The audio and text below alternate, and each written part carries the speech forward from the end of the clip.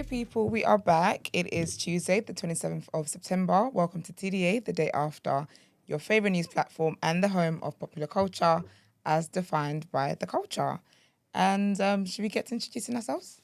Oh. You know it's me, man. I don't need no introduction today, man. Let's just enjoy my presence. You're moving like you got cleavage out. Why are you adjusting your top like that? You're doing the absolute most. Now, you know what? I think I'm tired, you know. Why? Because I went to sleep early, yeah? Mm-hmm. And even when I woke up, I was like, oh no, I think I need another hour. And the other hour turned into like another 2 hours. And it's just not going right this morning. You probably need some downtime.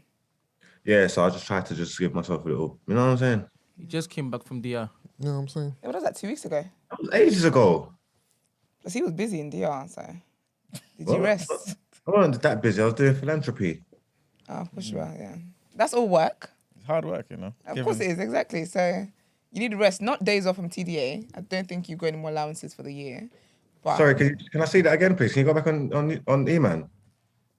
Don't worry. What about it? What happened? What happened to you? Oh, is it? Okay. Oh. But yeah, you need some rest. You need to get some rest. All right, well, I'm going to try and do it. Your skin is glistening though, so you don't even look Swear tired. down. Come on, man. You know the melanin's jam-packed. You ain't got no melanin. Light skin fool. How can you say you ain't got no melanin? Oh my goodness. Well, I am one of your other hosts who's actually also tired. Your favorite shade queen and my own royalty. Wagwan. It's me again. I mean, I'm cold, man. I was gonna say, I feel like your coat is a bit of a protest. It's letting people know the conditions in it's here. cold. Even though the AC is not on, I just feel cold in my Yeah. bones. You know, in your bones. you Yeah. feel- yeah. So I thought, let me just put this on, man. So you know shit's real. Yeah. And they call me, man, the pro-black activist, TDA producer, and news analyst. And of course, the melanin is jam-packed. All right. I think we've got a theme here today. We're all wearing black. Apart from you, well, Yeah, I've got a black top on, but yeah, for the most part, I think. It reflects everyone's mood, I think. I'm not even in the mood. I'm just cold. Oh, fair enough. Well, what does the mood, the black mood mean? I feel like it's a bit of a What? somber. Well, deaf. Definitely not. God God forbid. No, not. No, I think it means. I think it means we all feel powerful. That's exactly what I Strong. was Okay, thinking. that's great. Power. Yeah, ready. Don't power, feel it, man. but that's great. I'm glad you guys are taking that route. That's right. That's good. That is good. But join the TNB network. We haven't promoted it in a minute. I say in a minute. It was just one day. But yeah, so join the TNB network. That's how you get to talk to us and interact with us and also make suggestions for the show. And you do that by searching into your browser, community.thenewblack.com. Are we ready to start the show? Anyone got anything to share? I don't know. Big up everyone in the community. Big up. Good morning, everybody. Yes, Yeah. Yes, good morning, everybody in the lives as well. Anyway. Morning. I thought you got something else. All right, okay, well, let's get into our first headline.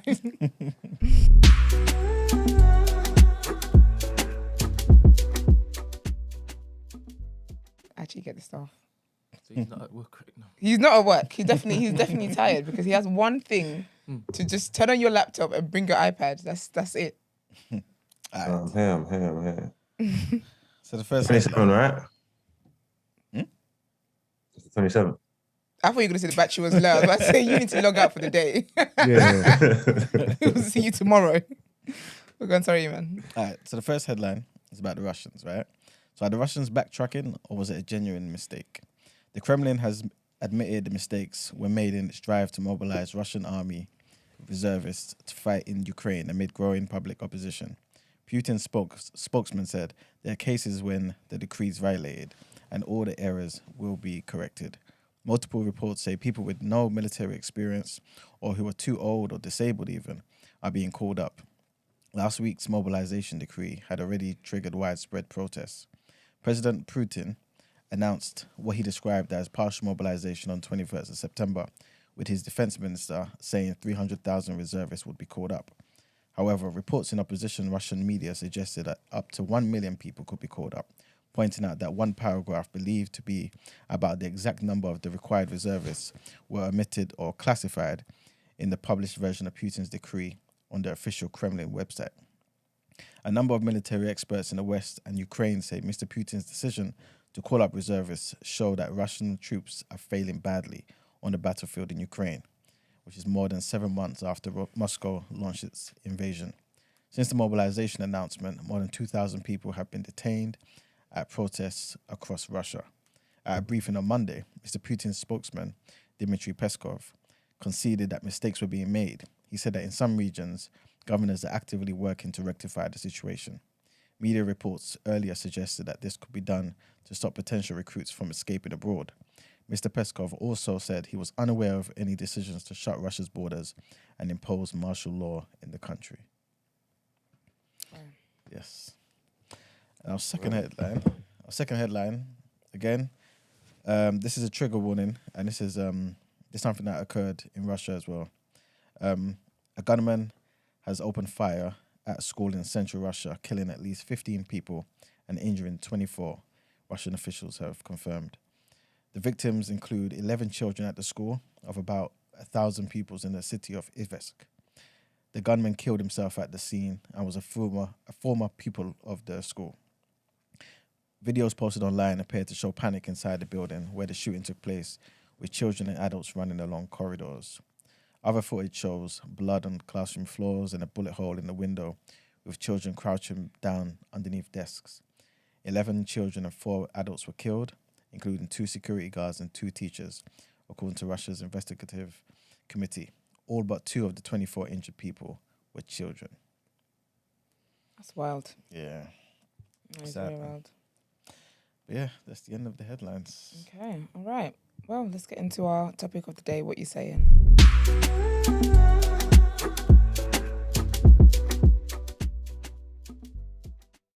Yeah, we did. What happened? So that, it's like we got there fast. Yeah, it's gonna be done out here soon. You better get ready. All right. So today's topic of the day.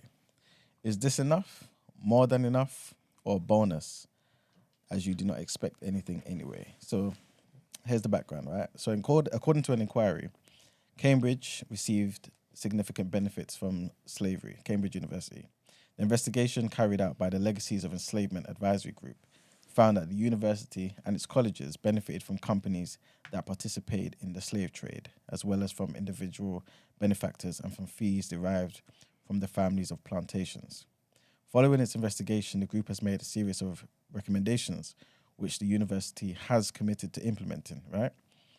And these include setting up a dedicated slavery research center, enhancing existing academic links with universities in the Caribbean and West Africa, increasing the number of postgraduate scholarships and bursaries for Black British students and students from Africa and the Caribbean, and also commissioning a piece of art commemorating the achievements of Black academics in the university. Professor Toop said that the report has helped the university better appreciate the nature of its links with the slave trade. So the question is, right, are you guys happy about this? Is this a step in the right direction? If not, how would you want them to give back to benefit Black people? Do you think they even need to give back? What's your thoughts? Melanin expert, Margs, I think you should go first. Like you say, I'm an expert. Who, me? Yeah, man. I ain't even been to uni and that.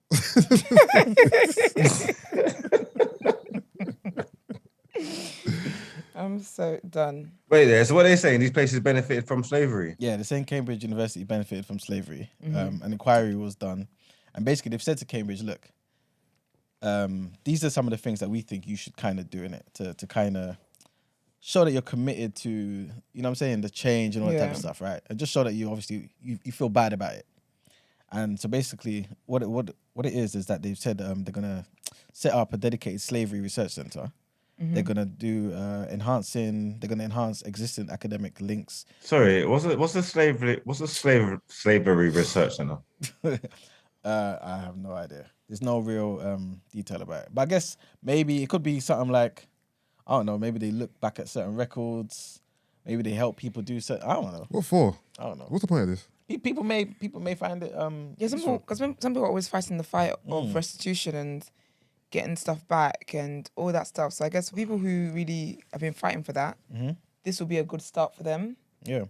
And remember, this is not Cambridge coming up with this. This is actually from a group called the Legacies of Enslavement Advisory Group. So I'm assuming. Yeah, but all they care about is slavery. We need to move forward instead of the past. Like maybe they should put things in place so where they can up their quota and get more black people in the college or something like that. But I don't know if we need the slavery though. I'm not sure if that's exactly what they're saying here, but they're basically saying they're going to enhance the academic links with universities in the Caribbean and West Africa as well. And they're going to increase the number of postgraduate scholarships and bursaries for black British students and also students from Africa and the Caribbean. They're going to do it, or they're suggesting that they should do it? They suggested it, and Cambridge has said, yes, we're going to implement it. Okay, that's sick then.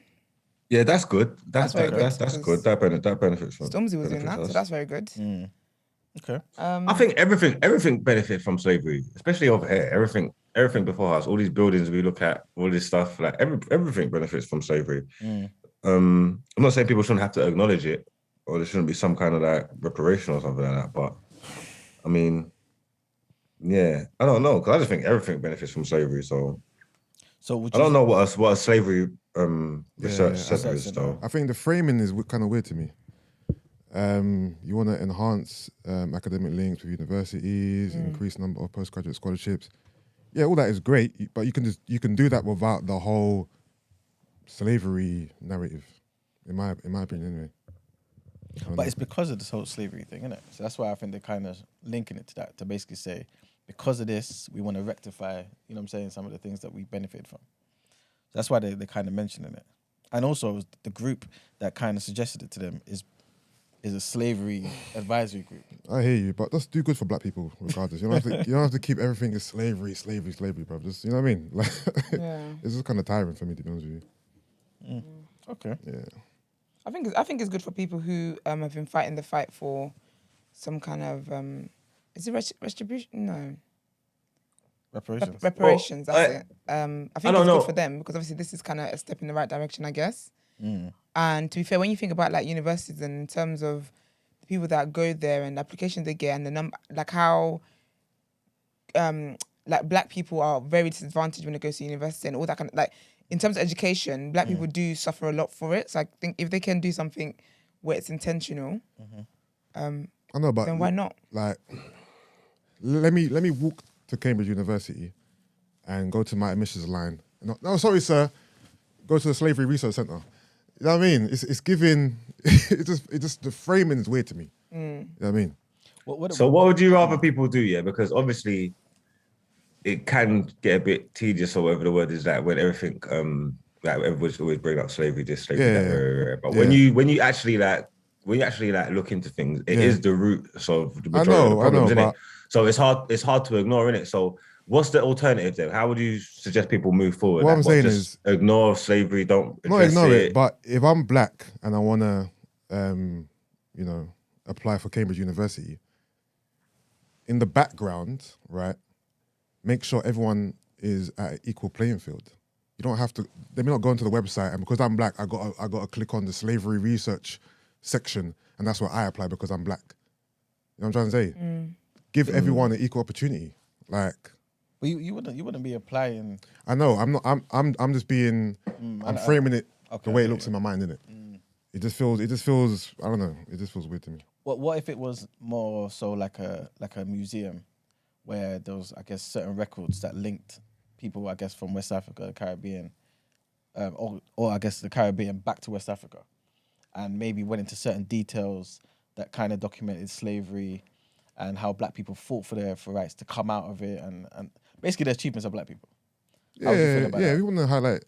So why don't they set up a research center for like the successful black people from history, maybe British people and stuff like that, people that they don't really know about, and start teaching people some kind of history? Because why is everything just slavery? Like that's just the only thing we've ever known, and that's the only thing that it is. That because that's where a lot of the issues with black people and like suffering in this society or like Western society has come from. It's all stemmed from that. So really, it's kind of like, I guess in their minds they're addressing the problems from the roots, because of that is why black people are seen the way they're seen and they're treated the way they're treated, and why a lot of like black students and stuff can't afford to either go to uni or can't even enter these prestigious universities. So in a way, it is kind of relevant. I think in this situation, it's relevant to what they're trying to fight for. But yeah. What do you feel about some people who have said, for example, you know what, let's just close Cambridge down because it's the actual legacy. So in the same way you've got statues, I guess not exactly the same thing, but they may say, you know what, we've got statues of certain people who benefited from slavery, Yeah. who were active in slavery, active in colonialism, Yeah. and we've tore those things down, right? Wouldn't it be a big statement for us to tear down the actual establishment, Cambridge University? No, you just have to rebrand. You don't have to tear it down. Like, Okay. the people who are in charge, you can do what you want. At the end of the day, if you don't do it because you don't want to do it, you can whatever statues, whatever, tear it down, rebrand. That's it. You don't have to tear the whole building down and start again. Rebrand it. Simple. In my opinion, simple as Yeah, that. that's very extreme. I don't think you should just be trying to look to tear the whole building down. Yeah. Like, this is their establishments. You know what I'm trying to say? Like, that's what we're always forgetting. And that's what it is. Yeah, obviously they've been accepting of other cultures and got everybody kind of involved or whatever, and we all live together and stuff like that. Yeah, but this is like their country, and people always forget that. And not like to say that man are too entitled or anything like that, but it's their country. Now you're talking about ripping down one of their famous universities and stuff like that because of slavery. But the whole country's benefited from slavery. Like this whole empire was built on slaves and on people of color. So then what are we doing then? We want us to just raise the whole country to the ground then? Because it doesn't make sense. You know what I'm trying to say? That just let it go, like let them do their thing. If you don't like it that much, so bad, just go home, man. No, real life. That's what we should be doing anyway. I told you. So, Emmanuel, as a pro-black activist, what do you even think about reparations?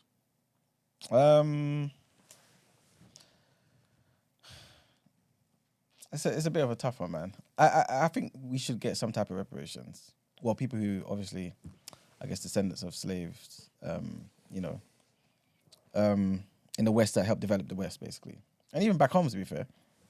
But it's a question of how it will be done, and a question of how the actual, how the nature of the reparations, basically. So to cut you, yeah. When people said about reparations and stuff like that, when I heard all that stuff growing up, yeah, I always thought it was like foolishness in the sense of like wishful thinking and stuff like that. But come to find out, this is a real thing. Like they gave reparations to other people, like the Native Americans and stuff like that. Like they gave reparations to people and Jewish people. Yeah, they've actually gave reparations to people. Yeah. So at first, when I thought like man was being stupid asking for shit, and then it's like, but no, they said president, this shit's actually happened. Yep. Where's our shit, man? Give us what you owe us, man. Exactly. Like, what the fuck? Exactly. This is crazy. That's exactly the same train of thought I had as well. But sorry, how do you quantify reparations? Like, how do you know what I mean? Like, Oh no, use the same system that they did. There's a president been set. no, Whatever I'm they asking. done- I'm asking, what is the system? Is what I'm saying. Oh, I don't know. Like, how do you How do you calculate it? how do you calculate it? No, but there's certain black organizations who kind of that's their specialty. You know what I'm saying? Especially in America, I think there's one called Foundational Blacks. There's also one, what are they called? I can't remember. But basically, they actually have come out with certain calculations. I can't say it was accurate or not, but they've come up with something. Is it per person? Is it per family? You know what I mean? So they will have it as, I guess, per person. Yeah. And they'll make sure that those people are actually descendants of slaves who were brought to America, for example. So it's people who have direct links, not just every single black person on this world. Not at all. Yeah. No. That's basically what, especially the Foundation of Black one. Yeah, association, I think. Yeah. Wasn't it just the other day that the British government stopped paying the slave owners' families who were displaced by slavery? Just the other day? Was it just the other day? Yeah, I think I saw that. When I say just the other day, I'm talking I know. Not like yesterday. Yeah. Recently. or recently. Yeah. So if it is that particular tap is still, was still running and active, then boy. But so, Emmanuel, you wouldn't get any pee, right? Man would get pee. Yeah. I'll get pee. But you wouldn't get any pee. That's fine, man. I don't need it, man. That's cool. So you do believe in reparations, but in what form you're not too sure. Yeah, it's not something that I've kind of prioritized in my mind, to be honest with you. For me to kind of investigate and think, what's the best way that we can, you know what I'm saying? I've listened to certain arguments here and there, but I've not really, and again, I like to think of how things are practical as well. Innit? So how would any government kind of get that money to do it. They will always find other things to prioritize. You see what I'm saying? And so I guess my focus is kind of more on something else. You know, but like Mark's rightly said, like they do it to the Jews. You know what I'm saying? They've done it to the Native Americans. I think they've even done it to the Japanese as well. Like people have certain people have got their reparations. You know what I'm saying? But obviously, they don't care about black people, man. They don't prioritize black people. I don't know how many different things we need to see for us to recognize. Honestly, you know what I'm saying? like... But that's just the fact of the matter, man. A commenter says, "How long will we be victims of slavery? We need to overcome." I think that's a really good point. Yeah, Because that's we true. need to just move forward now. forward, Like what's innit? happened has happened. It's very tragic, yes, but how are we going to move forward? We can't keep using it as an excuse to... It's not an as to why excuse, but we're if the staying things that back. happened back then still affect everyday life now, in modern society, until things change totally, and I don't understand what that actually looks like, we're always going to be like victims of it, innit? Yeah, but then we need to do things today that will help to change that, and not... Because I feel like sometimes we spend more time reminiscing on us suffering the effects of slavery rather than actually taking action today to do things that will help us move You'd have to forward. change the mindset of a people, of a whole generation, because the damage has already been done. We'd have to move forward 1,000 years and create a whole new history, and the whole mindset of the people that live around in the time change and not be affected by the things that's happened 400, 500 years ago or whatever like that. We'd have to live through life for things to change like that. We're not just going to wake up and it change, because the thoughts and our opinions and stuff are set in our head. Our biases are already set. We can't do anything about them. Yeah, but you can change. You can work on those. Yeah, but Day for the by most day, part, you work on those, and then over time, you start. I think it definitely all begins with our mindset. But I think that's something that can be done. Do you get what I mean? If you have a bad trait where people say you're always rude, and you've been rude for 30 years of your life, if everyone around you keeps saying, you know what, you're always rude, and I don't want to have relationships with you, and it's affecting your friendships, family, all that kind of stuff, you're gonna start changing, aren't you? It might take you a while, yes, because it's in your nature now, but you are gonna change. I think with like slavery and stuff, yes, of course we still suffer the effects of racism. But for example, say like, you know, when someone gets killed unjustly, we protest. We do stuff that lets them know that, okay, yeah, these people aren't playing anymore, kind of thing. Not just be like, oh, you know, that they, you know how they are, they're just racist and blah blah. I just think, yes, like there's stuff that's built in, like there's things that's already in our nature and in the way we think and whatever. But how will the next generation know if we don't start changing ourselves and then raise children who have the new mindset that we're trying to adopt? That's the only way we're going to get change. If we just sit there and we're just like, oh, and we're just, yeah, because sometimes it sounds like excuses, in all honesty. But that's just me. I think no, go on, Mark. No, sorry. I was going to say that, like I said before, I think we're just living through it, because I think like our generation, like of like our children, are going to be way less discriminative and accepting of other cultures, races, sexes, all this stuff, like way more than the generation that we're in now. And that's just natural, just through the way society's gone. So, it's like what you said. I think you just have to just live through it, and people's mindsets are going to change. Do you feel like that's a good thing though? Because for example, the Jews, the Native Americans never had to integrate into the rest of America, for example, to then just for people, for basically someone on the outside to say, you know what, they've integrated, they've kind of forgotten about the Holocaust, they've kind of forgotten about basically the genocide with the Native Americans. That's okay. Like everything's okay now, so there's no need for reparations. There's no need to actually help the people in particular areas. You know what I'm saying? Yeah, I get what you're saying. Now, obviously, they still need the reparations, but I think the experience is different. I mean, because obviously, everybody went through what they went through. They came in and wiped out all the indigenous people, or like called the Native Americans, and obviously, Jewish people had the Holocaust and all this stuff. So everybody's experienced it, but it just feels like it was framed differently for Black people. Like, if that makes sense, it's not about comparing Blacks or anything, but it just doesn't feel the same way, and that's why they haven't felt the effects of it, and that's why you necessarily can't expect the same results from the same actions regarding them, because it was a different experience. You know what I mean? So because it's so much deeper, it's probably going to take so much more. It's going to be so much harder to come out of it. I don't know what the answers are, by the way. I'm just saying. I think our mindsets can start changing the moment we decide that we want our mindsets to change. If you wake up every day, you're intentional and say that you're not going to be a victim of, your circumstances and stuff like that, it will start making a difference.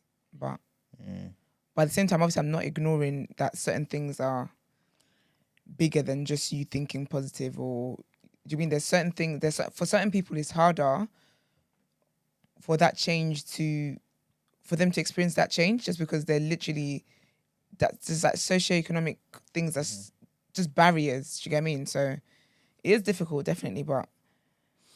In my lifetime, I've kind of seen more blacks looking to progress with their lives and their families than like just calling race, woe is me, woe is me, woe is me, woe is me. I've seen more progressive and looking to actually be uninterrupted, and then they get interrupted, and then they call out the interruption.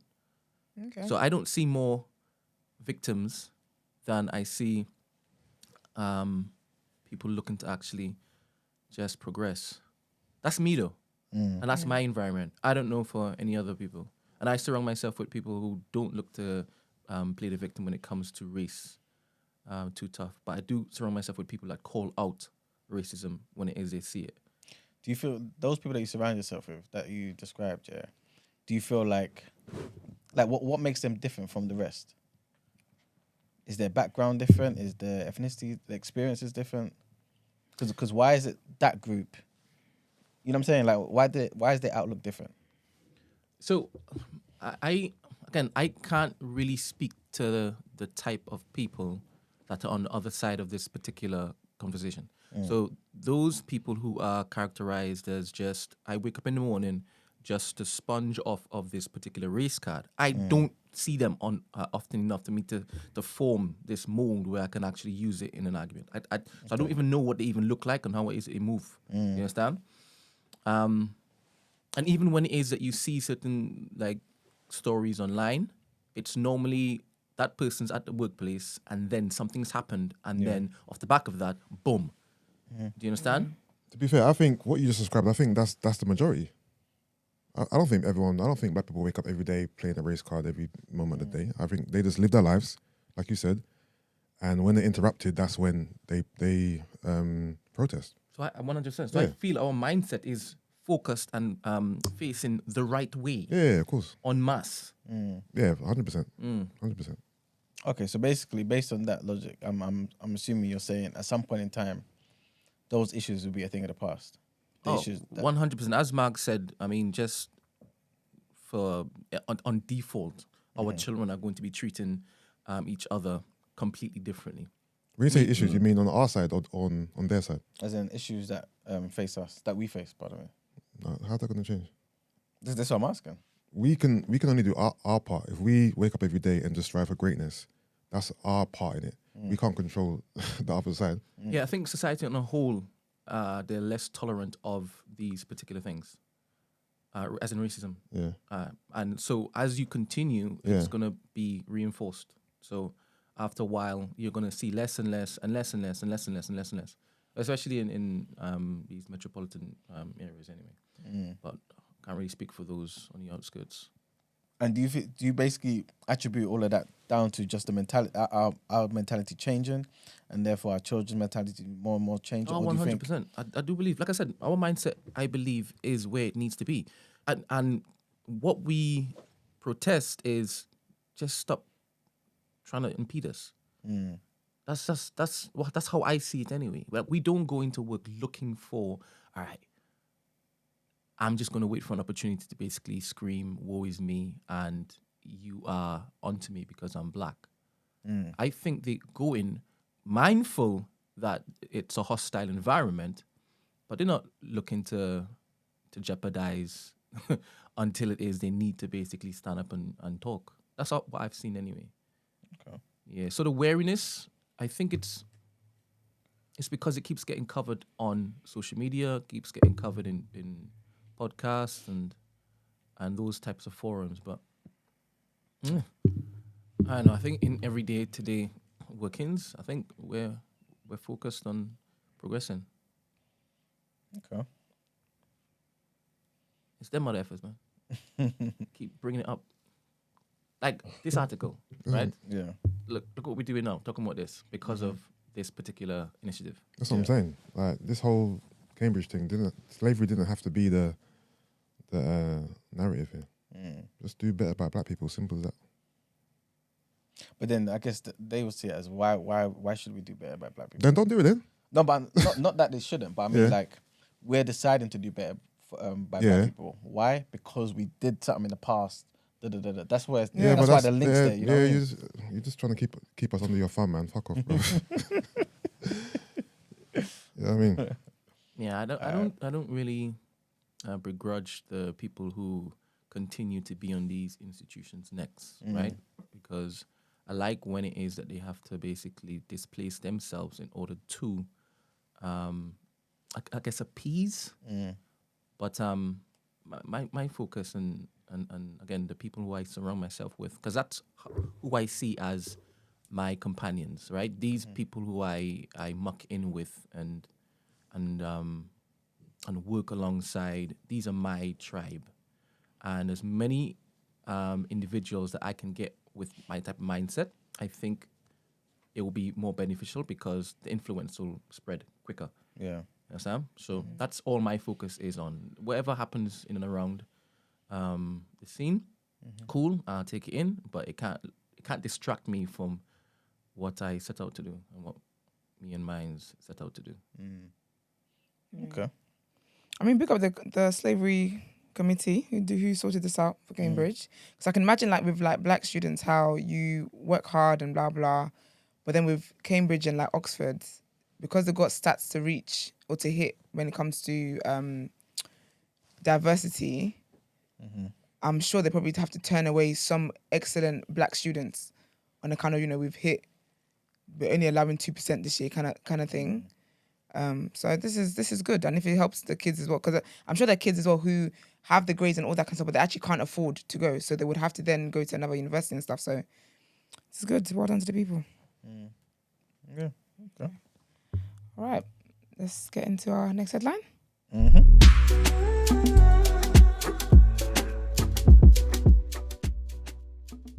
You guys remember Edward Snowden? You know I don't. Is it like a whistleblower or something? Yeah. So basically, he's back in the news. So the former U.S. intelligence contractor, Edward Snowden, who leaked extensive U.S. intelligence surveillance operations, has been granted Russian citizenship. Oh, shit. He's been living there for a while now. Yeah, it's been. The decree was signed by President Vladimir Putin on Monday. So Mr. Snowden, who's now 39, has been living in exile in Russia since exposing the NSA, which is the National Security Agency program, affecting millions of Americans in 2013. Mr. Snowden, who faces espionage charges in the US, has made no public comments. In 2020, the NSA surveillance of millions of Americans' telephone records were ruled unlawful by the US Court of Appeals. Mr. Snowden said afterwards that he felt vindicated by the ruling. Top US intelligence officials had publicly insisted the NSA had never knowingly collected data from private phone records until Mr. Snowden exposed evidence to the contrary. Following the revelation, officials said the NSA's surveillance program had played a crucial role in fighting domestic terrorism, including convictions of Basali Saeed Moalin, Ahmed Nasir Talil Mohammed, and Issa Dore of San Diego for providing aid to al-Shabaab militants in Somalia.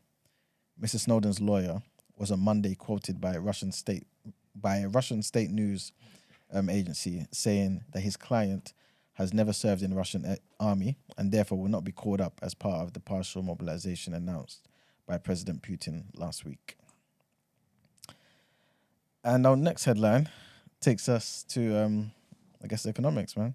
So who's the better economist, Kwesi Kwarteng or Rachel Reeves from the Labour Party? So the Shadows Chancellor, Rachel Reeves, has promised to bring back the top rate of income tax and spend the money raised on hiring more NHS workers. In her speech to Labour's annual conference, she accused Liz Truss and Kwesi Kwarteng of behaving like desperate gamblers in the casino. She told delegates they've lost credibility, they're losing confidence, they're out of control. The party has already announced that it would bring back the 45p top rate of income tax scrapped by Mr. Kwarteng in last week's mini budget if they win. The party would keep the government's 1p cut to the base rate of income tax. Ms. Reeves said the next Labour government would spend the money raised on the biggest expansion of medical school places in British history, doubling the number of medical students so our NHS has the doctors it needs, as well as more nurses and midwives. Ms. Reeves has accused the Chancellor of fanning the flames of the falling pound by hinting at further unfunded tax cuts. In her conference speech, Ms. Reeves also warned the government was putting our economy in danger and vowed to fight its economic policies every step of the way. In contrast to the Tories' tax cuts for the wealthy, she said Labour would invest in the NHS and the industries of the future to create a stronger and fairer economy. She told delegates, "Last year, I told this conference that I was more than happy to take on the Tories on economic competence because I know we can win. I'm now wondering if they even plan to turn up for the fight. It is becoming clearer by the day that Labour is the party of economic responsibility and the party of social justice. It is time for a government that is on your side, and that government is a Labour government." Yeah. People are just out here trying to do good PR and get people's votes. Yeah. It's So, ridiculous. yeah. So, yeah, I don't know what to say about that. But yeah. So your brethren's in trouble right now, right? So please rephrase that. Mr. sentence. Mr. Kwarteng, he's in trouble right now. I guess so. Wow, how is he getting onto this, young man? What do you mean? How's it getting out? Yeah. If There's fire all around, right? Yeah, if the economy, improves, then he'll be vindicated. Do you see it improving?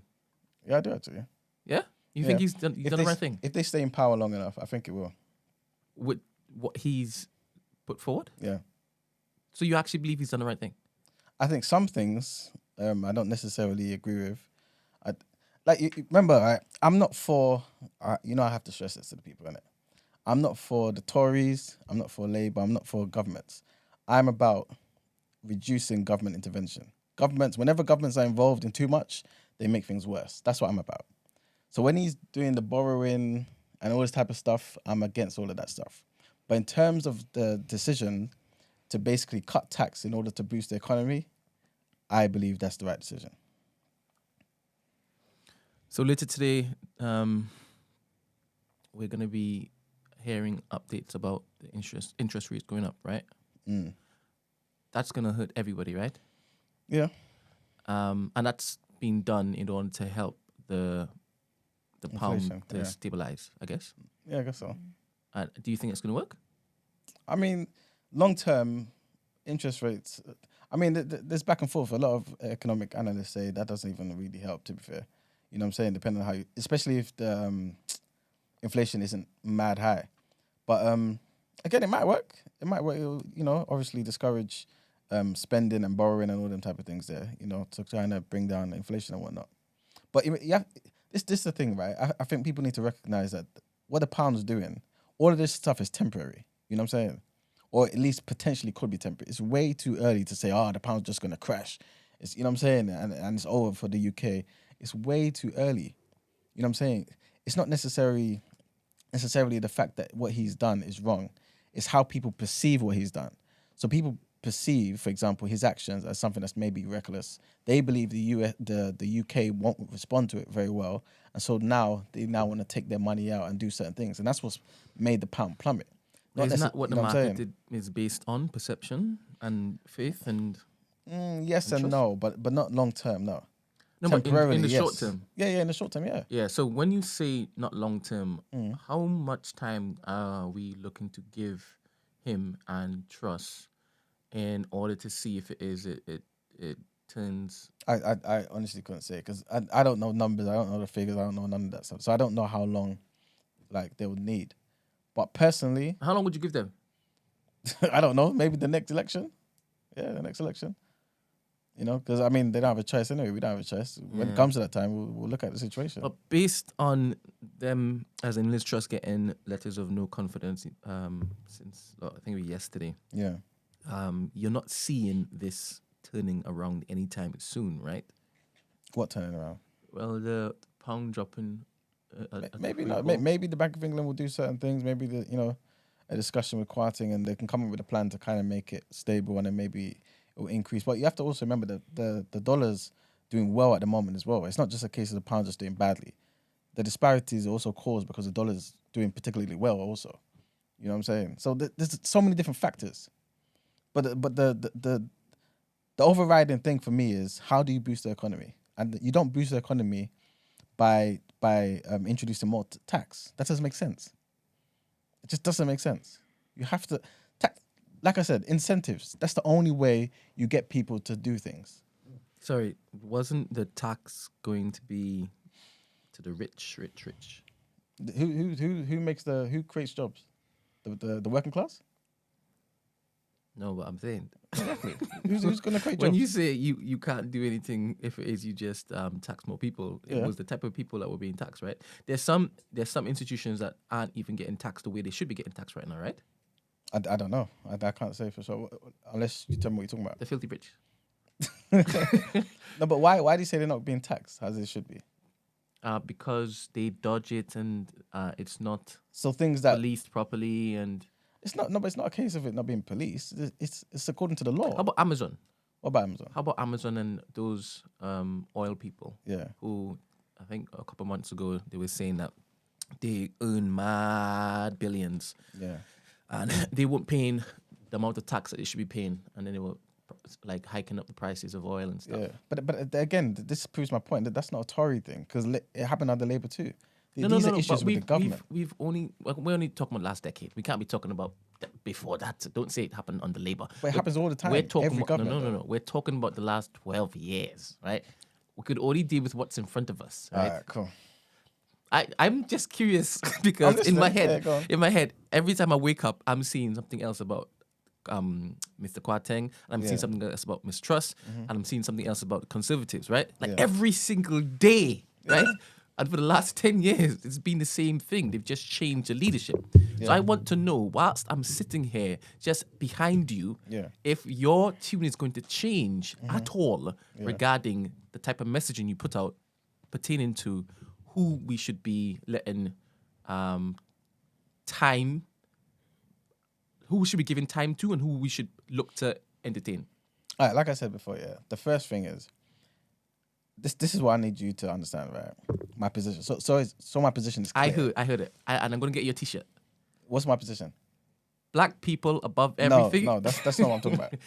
No government intervention is too much, Yes. right?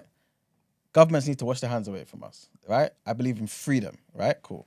Number two, if Labour comes into power and they implement good economic policies, I'm not just saying Labour. I'm just saying any other. right? Right, Whoever comes into power though, and they can implement good economic policies, I will be on their side. Yeah. You know what I'm saying? Yeah. It's that simple for me. I don't care if it's blue or red. I don't care if it's bloody green. As long as the economics is sound and it can benefit the people, that's all I care But about. right now it's woeful, and it has been woeful for years. But you're conflating things. You're saying because the economic policy came from the Tories, it's the same. It's not the same. These are completely different economic. Situation. It's been woeful for years, right? Yeah, I mean it's been bad, but it's been exacerbated because of the war and also because of COVID.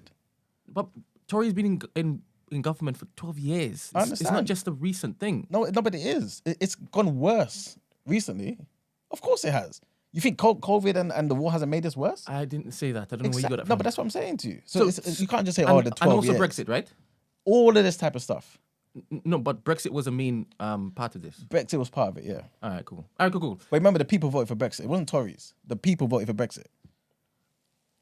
After the lies that they were Whatever the reason That is. matters. Every That's a politician factor. lies. That's a factor. Every politician lies. Every politician lies. I don't know why people wake up and think, what they're telling me is true today. It doesn't make no sense. You're brushing over this very, very... I'm not. I'm about using it, logic. And I'm basically saying, regardless of... remember, like I said before, I don't care who is in power. I just care about the policies affecting people in a positive way. And all I'm trying to say to you is, Brexit, COVID, and bloody this war, all of these things have exacerbated a bad situation. You see what I'm saying? It's not fair to act as though if another party was in power, these things wouldn't occur. They may have dealt with it better, 100%. That's definitely a possibility. All right. You see what I'm saying? Would you agree that the current situation under the current party is not ideal? Not at all. And they've been It's bad. failing? Of course they have. They've All made right. bad decision after bad decision. All right, this is what I want you to basically acknowledge, that they've made bad decision after bad decision after bad decision. Yeah, but I'm not here to defend them. This is why I need people to hear what I'm saying. I'm not defending anything. I look at the economic policies, and I'm also trying to make people recognize that the economic policy of Liz Truss and Kwarteng is different to Sunak and Boris. They're different. Don't just think because they both wear blue ties and blue dresses, right, that the bloody economic policy is the same. It's not the same. Don't conflate things. You see what I'm saying? They're completely different strategies. And from my economic school of thought, I believe if you incentivize people, they will do better. That's basically the fundamentals. I could be wrong. You may disagree. You may be more socialist. I don't believe in socialism. I don't think it works. There's one comment here that says there is not one example where trickle-down economics impact impact low to middle income as much as the higher rate. Rich people either save or invest offshore when they get money. What is trickle-down economics? Are you talking to me? Yeah, you and the person who said it. Well, don't ask me. All right, I'm not the political expert. All right. I'm not the economic expert. The person who said it, yeah, please define trickle-down economics. Because trickle-down economics is just a term people throw out. And they're basically articulating an argument that nobody's let me articulating. Google this. Right? I think Let the me person Google should have, if they really wanted to ask a question, should have called in. The number is pinned to the chat. Yes, this is true. I know what they mean by trickle-down economics, by the way. Oh, so you know. 100% of course I know. I'm basically saying that it's a bad representation of what a free market and tax cuts is. So what is trickle-down economics? What they're basically trying to say is, if you basically reduce taxes at the top, all the benefits of that just go down into the poor and the poor benefit like that. Nobody's ever said such things. What has been done right now is basically off the back of trickle-down economics? No, trickle-down economics is a term to try and describe something. The thing that they're describing, I'm laughing at you. The thing that they're trying to describe isn't trickle-down economics. It doesn't work that way. It's about incentives. It's about tax cuts. Listen, this is very simple to me. Right? Watch this. No, but please don't talk to. I'm asking the question because Okay, I actually cool. want to know Okay, because all right.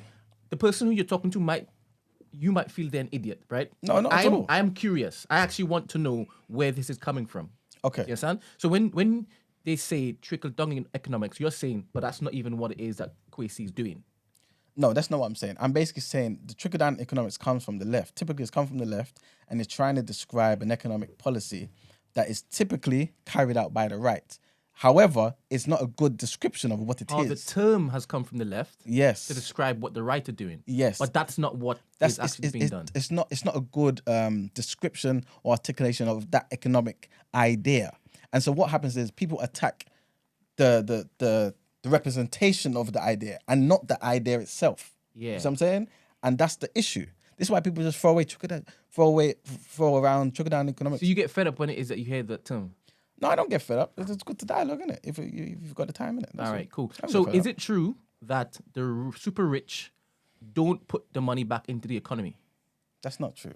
And again, thank you very much. Again, this goes to the whole trickle-down economics because the idea for them is, you basically you reduce taxes and they put the money back into the economy and then everyone benefits. It doesn't necessarily work that way.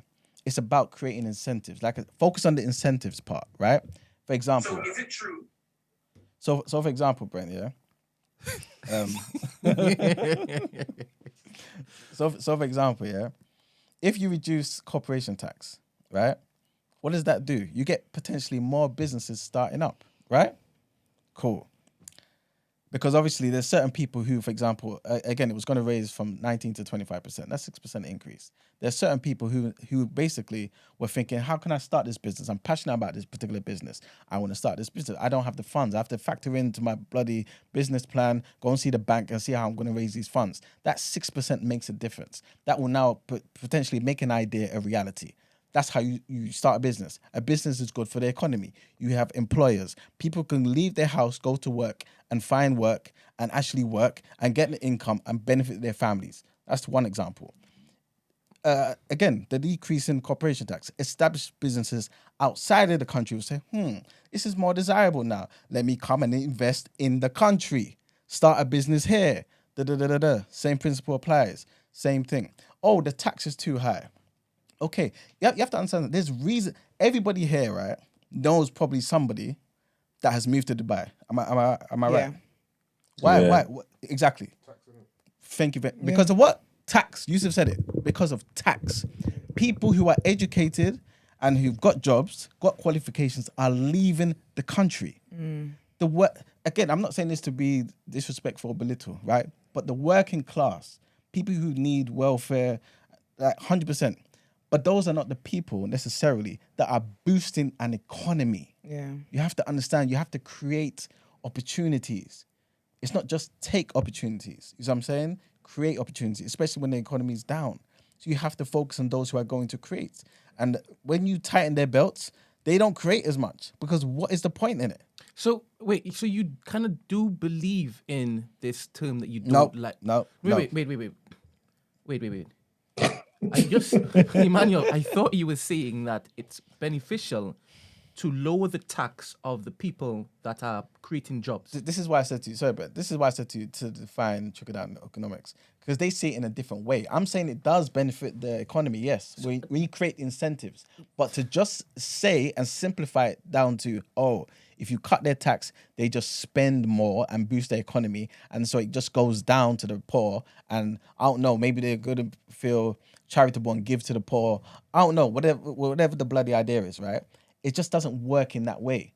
It's about creating opportunities for people to come and boost the economy. That's essentially what it is. So, sorry, I want to go toilet quick, yeah. they're probably gonna. Of course, for you. Bro. You're going to toilet quickly. Alright. No, this is why I want to think, innit? Oh, okay. I don't want to get up mid-sentence. Hello. Alright, good morning. Are you gonna miss Can all you this? can you Hello? just pause a while Emmanuel empties? Yeah. He's Yeah. just got to the toilet. Yeah, sure. Wait till he comes back. Can you just give us a little introduction to yourself and what you're here to say? Thank you very much. Hi. Yeah, I'm the person that was talking about trickle down in economics, Cool. which thank you for also calling. came from. Thank you. Which also came from back in the days of Reagan. They used to call it Reaganomics, and it is in. It's called supply economics. It's based on the fact that they think that when the richest gain in wealth, and these tax cuts mainly benefit and have higher impact on high rate earners.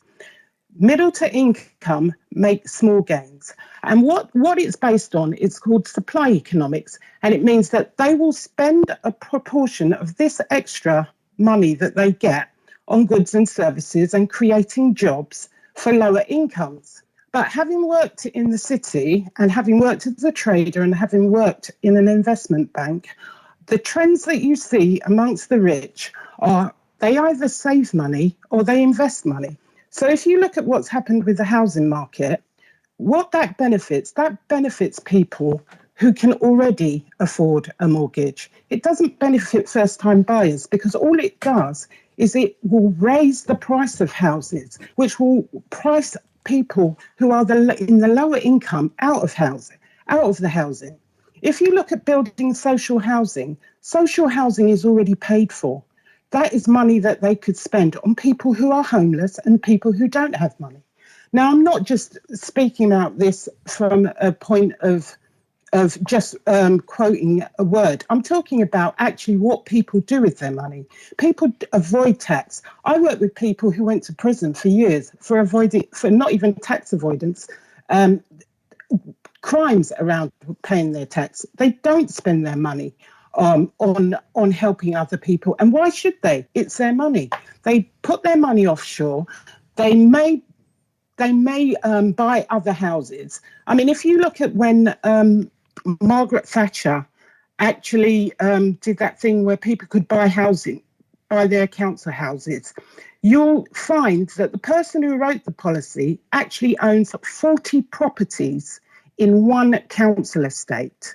A lot of this stuff is done to benefit themselves. Now, at the end of the day, I benefited from working in an industry and getting large bonuses. I also benefited from the fact that my company found a way where if they paid us offshore, we didn't have to pay national insurance. So as far as I'm concerned, there is not one example. Yes, trickle down in economics has become a phrase that people use, but give me an example of where it has happened. And if you read what Rishi Sunak said about a month ago, he actually said by the end of the September, they're going to have to support the pound. They've just done one big bet with this. Why? It's just they've just bet the bank on this trickle down economics. There is not an example where it's worked. If you look at Reaganomics, Reagan actually spent money, which helped to balance the books. But after he left, all that happened is if you look at the trend, the rich people seem to have gained by 200% during that period. The middle to low income gained by 26%. And after he left, they haven't even gained again. It's the rich have just kept getting richer and the poor have just been getting poorer. So if you can give me an example of where it works, I'm happy to listen to what you've got to say. But there is an example where it works and it helps the low to middle income. And that's all I got to say. Sorry, I've got to go because I've come out of my office and I've got to go back so in. much. Thank you But so I'm much. going to Have a nice listen. day. Thanks for calling. Thank in. you.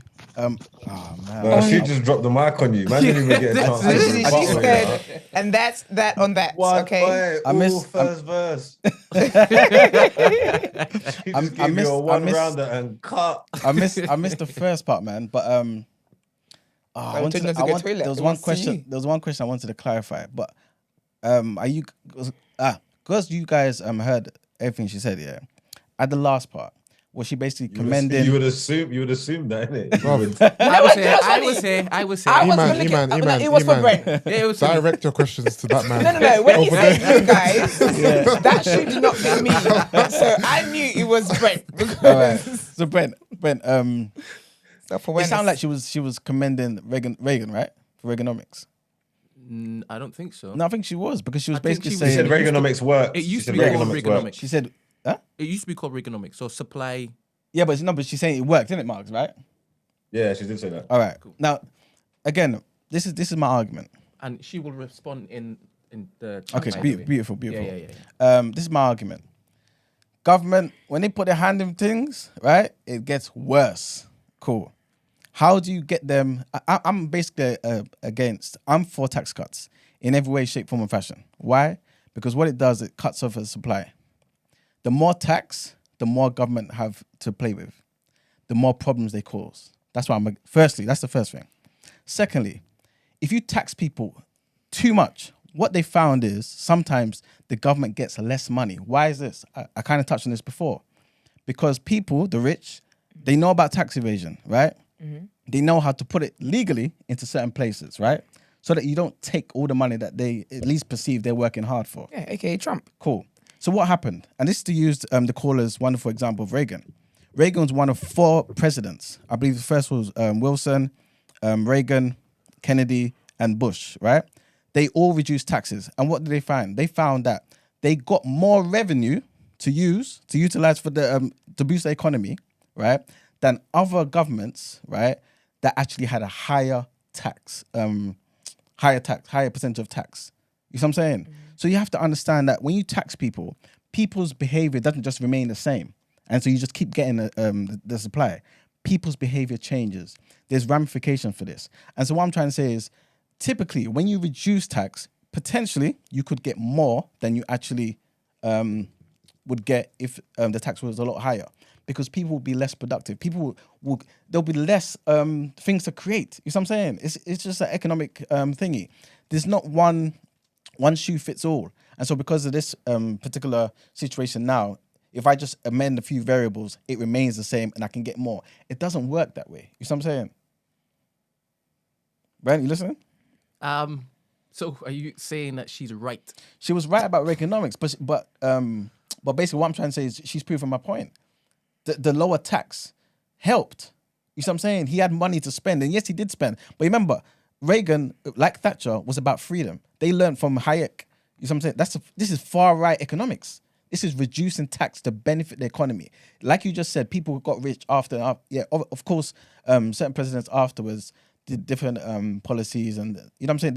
It's a lot more complex. A commenter said she didn't say it worked. She said it worked for the rich. Yeah, because she said the rich get richer and the poor get poorer. All right, cool. I don't know what to tell you, man. It didn't just work like that.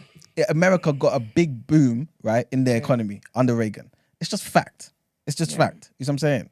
They got more money, more revenue as well from tax under Reagan. It's just fact. I'm not telling you something I think or heard. It's fact. You know what I'm saying? Yeah. So again, how they spend that money, it's up to the government. I'm against the spending of the money. You know what I'm saying? Yeah. But again, I'm basically just looking at the issue that we have now and asking ourselves, what's the best way to do this? Because you have to understand, no government has money. They have your money. Your money. That's all they have. And so when there's tax cuts or when they kind of put in more tax, right? You are paying for it tomorrow. You need to understand this. You know what I'm saying? It's like people don't seem to understand. So I understand, yeah, of course, you know, certain people wanted to maybe implement the windfall tax thing to help people in their media. I understand that. Certain things can't be so hot and cold and black and white and cut and dry. There has to be transitions. You know what I'm saying? But I'm basically saying the economic policy of reducing taxes, that will always be a good thing. But when governments are spending, borrowing, printing money, it's just inflation. And the Tories do that too. So again, I'm not defending the Tories. People need to understand I'm not defending the Tories. You're always on this side. You know what I'm saying? I'm basically saying governments all together, they need to step back a bit. You know what I'm saying? But given the situation we're in now, how best do we boost this economy? That's the question I'm saying. And I think personally, at least from my economic school of thought, tax cuts is the best way to incentivize creation of opportunities, jobs, and that will in turn boost the economy. All right, so I got a little poll running, and it's kind of head to head. It's literally 50-50 right now. Let me check, because you always... Now I was going to say, you have the poll. I don't know what it is. Also, big up Ebony Onyx. Are you married yet, girl? I know she was away for her marriage. Oh, yes. Yeah, congratulations. Congratulations. Where are the pictures? Drop in the community. Yes, please. All right, cool. Obviously, this is a long. Yeah, I think. a long. You know what think? I'm saying? I'm saying this particular conversation isn't gonna die today. Do you understand? Tomorrow is another day, and tomorrow. Is it? I think that you guys have hit the. I'm not being funny, man. That was your People's Journal segment. You're done. I don't even mind, you know. Hey, honestly, Brent, skip People's Journal, you know. Hey, skip it. Brent's been smiling this whole segment. Listen, Brent's been loving it. Brent has been loving it. All right, cool. Thank you very much for participating. Yes, who called in? Let's go. She didn't. I don't When know. the Proverbs. Okay. Oh, it's the Proverbs. Okay. Thank you for calling in, man. I bet you guys are very excited for Word of the Road today. Ha! Right, let's get into it.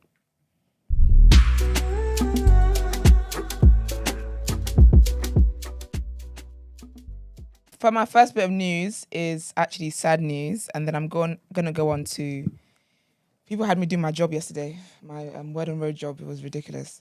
But I'm going to start with a bit of sad news. So Brooke Bailey, who is from Basketball Wives, that's how I got to know her. Her daughter sadly passed away. Her daughter's name's Kayla. Sadly passed away at the age of 25. So on Sunday, I think she was out with her friends, but then she got into a car accident.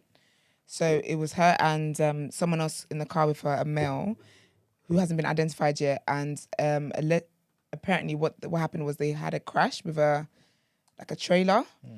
Hit the trailer from the back, and sadly she didn't survive it. And her mum, of course, paid a tribute, as well as so many of Basketball Wives, cast members as well. Sorry, let me just get what her mum said. 1 second. Yeah, so she said, forever my baby, pretty black, aka Kayla Nicole Bailey. This is not a goodbye. Mummy will see you soon. And then she also said that my baby girl was so loved by all of you.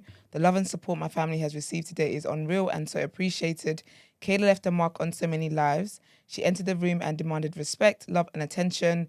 If you had the pleasure of meeting her and being friends with her, she has forever changed your life. And she was also saying how leading up to Kayla's passing, she was actually fasting. And she didn't realize what she was fasting for. And she said she feels as if God was preparing her for this. So she said, our God is so faithful. I have been fasting and praying for days. I thought it was for something else. It was God preparing me for this moment in my life. Although I was not prepared, I'm grateful for the 25 years he blessed me to have his child, to love her, to hold her, to teach her, to comfort her. She was my happiness on earth. And then also her best friend also wrote out, sorry, I'm just trying to find that because Cardi and Akbar really had me doing a lot. I've got so many screenshots, it's actually ridiculous. She said, I can't find it, sorry. Yeah. Well, basically, she just kind of gave a tribute and, talked about her best friend and shared like pictures and snippets and all that kind of stuff and talked about how close they were. And obviously, she's going to miss her friend and all that stuff. So very, very sad news. Just praying that, everyone who knows her and who knew and loved her is comforted during all of this. And then my next bit of news is about Rihanna. So Rihanna has come out the woodworks. Well, the fans, we'll say.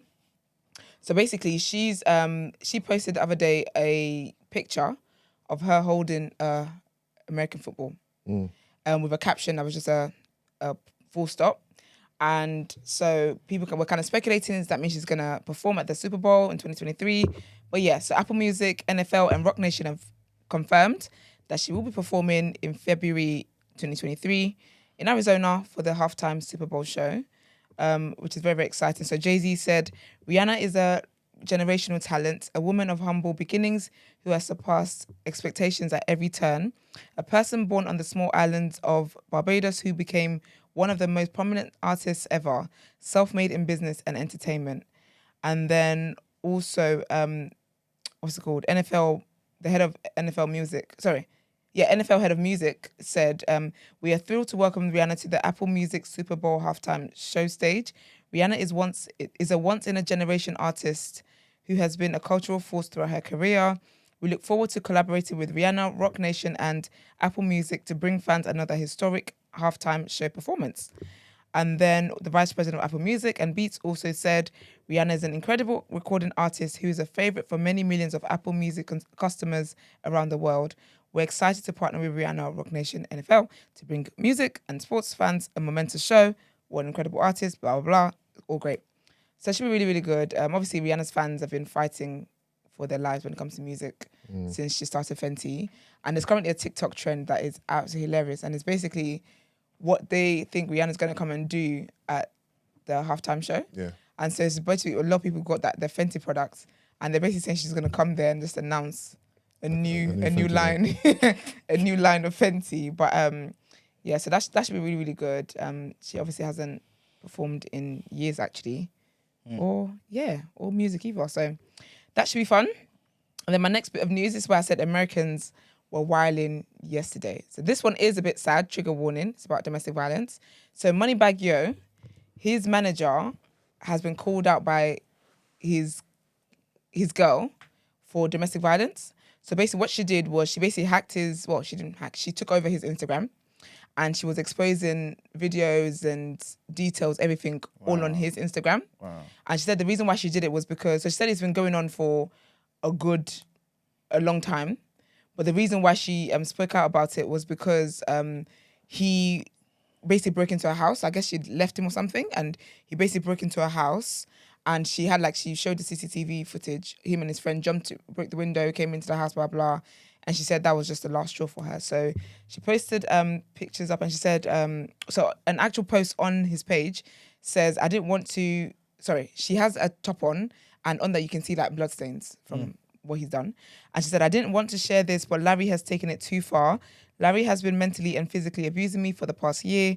I've always kept quiet, but he took it too far. The last assault is on public record. You can look it up. This man beat me so bad. I had 2 broken ribs.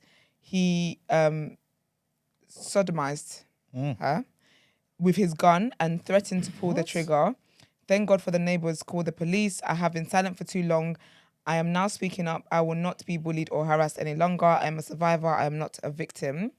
And then in her story, she also kind of gave detail, so she did Instagram post on this page, but she gave more details in the stories. So she said, basically the picture that she showed on the post, she said, this night I was in a section where a male came and sat in the section and I didn't get up. So when we got home, he beat me, basically. And then she also said that she said, since everyone thinks I'm lying, Larry is a wife beater. He's been hitting me for the past year. I've paid all the bills. I bought him everything he wanted. I paid for all the jewelry. I continuously give him money because he spends it on stupid shit, and he has the audacity to keep on putting his hands on me. It's time you all know who he really is. And then she also said the last incident is public records. You could look it up. He beat me and sodomized me with a gun, stuck the gun inside of me and told me he was going to pull the trigger in front of our neighbors. So he did it in front of the neighbors, and the neighbors are the ones who called the police. He said, I was always scared he was going to kill me, so I never called the police. It's just all very sad. And then what he's basically been arrested for, she had a screenshot of that as well. He's been arrested for aggravated assault, aggravated battery, aggravated sodomy, drugs not in, original containers, false imprisonment, possession and use of drugs, firearm, trafficking, marijuana. It's just a whole thing. So she basically put out all the receipts, and it's just all wild, basically. So hopefully she's able to get away safe. I think that's the issue with domestic violence. People say, oh, just leave, blah, blah. But when the person knows you're going to leave, you don't know how their head is gonna. You just don't know how they're gonna react to it. So hopefully she's safe, especially if you broke into a house. Hopefully she's safe, and and he can be dealt with the way he needs to be dealt with. And then the last bit, oh my gosh! So yesterday was a whole bunch of foolishness. So basically, recently, Cardi B is a feature on a song called "Tomorrow," I believe. And it's with Glorilla. Glorilla, who's that? Yeah, some girl. I always want to call her. I always think it's Gorilla, but I don't think anyone in this age. So let me just double check the song. And it Glorilla or something like that. Yeah, it's like Glorilla. Yeah, something like that. Huh? Yeah, so the song is called Tomorrow 2. Yeah, and it's Glorilla and Cardi B. Can't lie, Cardi's verse That's the girl that sings is FNF, innit? sick. Sorry? Ain't that the girl that sings FNF? She's cold. Yeah, her, yeah. Mags, I don't mind how comfortable you are, but can you just put the laptop down a bit? I forgot I was even on camera because you have been taking over the show. Like, I forgot I was even here. You have been going ham. Sorry, my bad. Like it's a Let's voice go. note. But yes. So they've got that song. I can't lie, Cardi's verse goes off. I'm so excited for her next album. I feel like she's grown as an artist. Like, it's proper sick. It's proper sick. And so I think also, I don't know if you mentioned it in the rotation, or if we just had a conversation about Nicki's song, the Super Freak remix, where she's got Akbar, she's got JT and some other girls. So what happened was, obviously Cardi's song came out on Friday. Glorilla's song with Cardi came out on Friday, right? And it's been doing really well in terms of YouTube. Like the streams are, I think it's like over 3 million in like 3 days. It's doing really well stats wise, right? So she must have tweeted, song is going off. Obviously, her fans are tweeting all that kind of stuff, and she's doing praises. Then Akbar enters the chat. And then she said, so at first they started off doing subliminals here and there, right? So she says, if chart data, which I guess the official chart people, she said, if chart data ain't say it, we ain't believing the cap. So essentially, she believes that Cardi is capping about her song being number 1 on Apple Music, Cardi said. Then Cardi said, now they're not atting each other. So Cardi then said, count all the times chat data posted you. I don't really like the internet games. My DMs is open, and also the streets. Cool. Then she says, and then people were like, oh, like who you talking about? At her, just at her. Then Cardi said, I don't got to at. I can change a bitch's life just by a mention. And yes, I hit them directly. I don't do the internet. Cool. Then Akbar said, one thing about me, I'm going to say how I feel. Never been scary, or will I cop? Please, I'm standing on 10. She said, half time, you'll think I'd be talking to someone. I'd be talking to this one. Yeah, you, Miss Mamas. And then she said, and then she went on, this is now when she said it was Cardi. So she said, who gave this hoe Cardi B my number? Gotta be one of your weird ass hoes, basically. So what it was someone leaked Akbar's number to Cardi. So Cardi was basically ringing up Akbar. Akbar was not picking up. So Cardi was then texting her, and then Akbar released the text. So she was like, oh, who's this? Cardi's like, answer the phone. Then she's like, who is this? Who are you looking for? And then Cardi said, "You, it's Cardi." Then she's like, who gave you my number? Then it's a whole bunch of like, why have you got my number? Don't text me. Cardi's like, oh, you're talking a lot online and blah, blah, blah, blah. She's like, what's wrong with you? And then talking about, oh, you've got your other shit. And then Akbar's like, listen, I don't have time for this. I'm working. Like, I've got stuff I'm doing right now. I haven't got time. I'll talk to you later kind of thing. And then Cardi's like, you got other shit going on, but you got all the time in the world to be subtweeting for doggy treats. So essentially, doggy treats because Nicki. So you're trying to do Nicki's work and, yeah. And she's like, I'm not like none of those bitches. I'll come direct. And then Akbar's like, bitch, subtweet you for what? So Cardi said, you're subtweeting me. So she's like, subtweeting you for what? You know me. I will at you directly if I need to, blah, blah. It's just all of that foolishness anyway. So then Akbar then went and released the text to everybody. Then she said, what is it? When I tell you, it was really a lot. It was really a lot going on. Then she said, I'm laughing. This bitch must have woken up on the wrong side of the bed, basically calling her fake, all that mess. And then where it gets really, where it goes left, right? So Akbar has kids, right? And obviously so does Cardi, right? So Cardi then tweets, I take care of kids since the day I came out my pussy, because essentially the word on the streets is that Akbar kind of abandoned her kids. So Cardi says, I take care of kids since the day they came out my pussy. Akbar said, sorry, this is going to get very vulgar, by the way, guys. Guess what? Then Akbar said, you was able to, baby.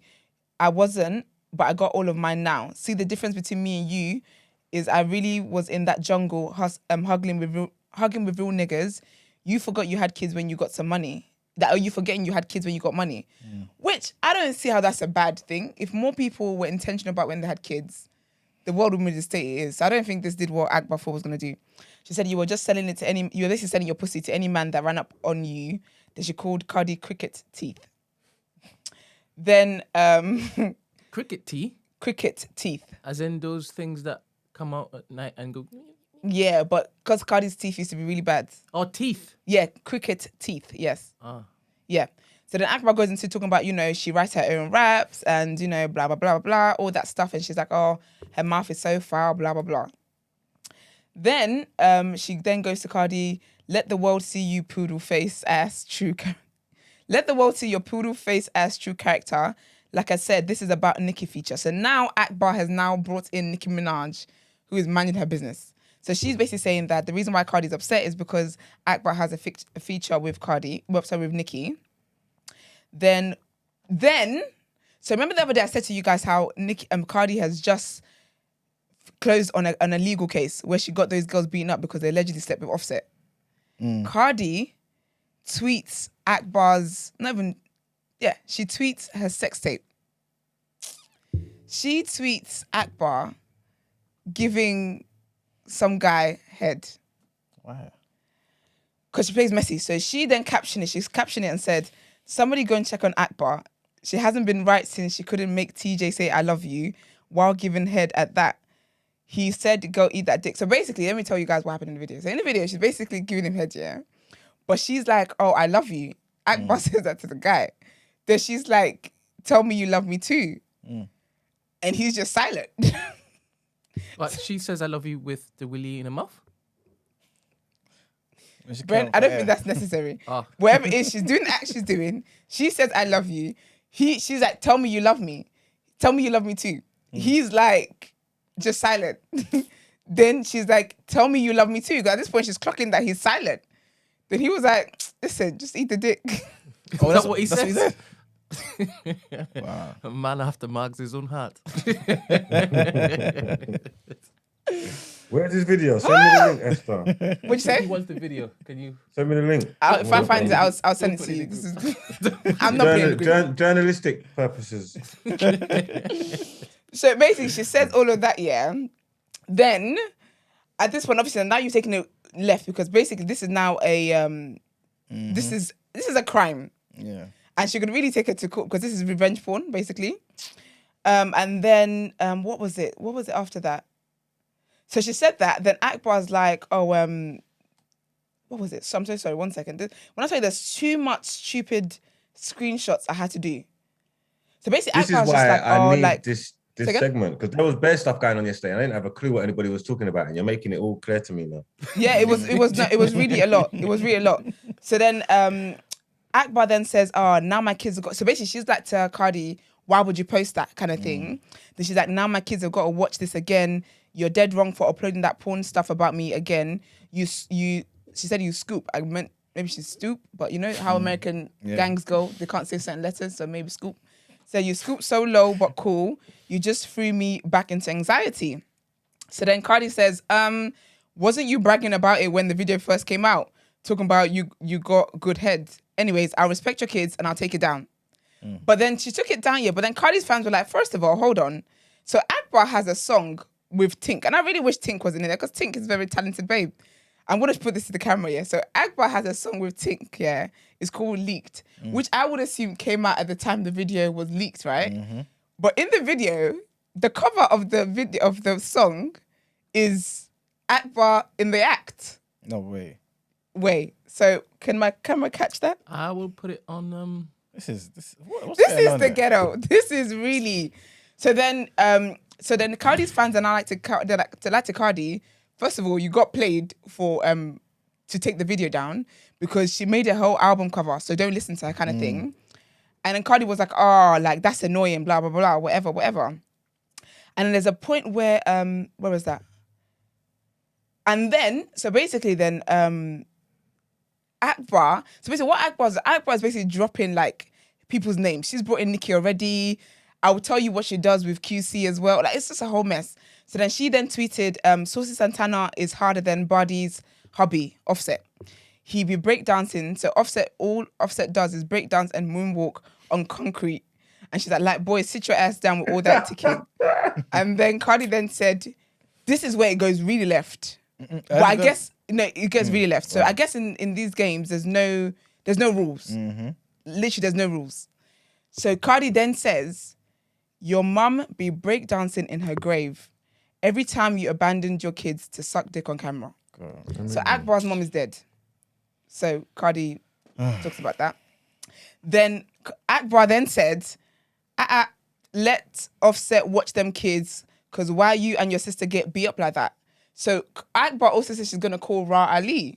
When Cardi and Nicki got into physical fights at whatever award or whatever it was, Ra Ali is the one who jumped in and gave Cardi that knot on her head.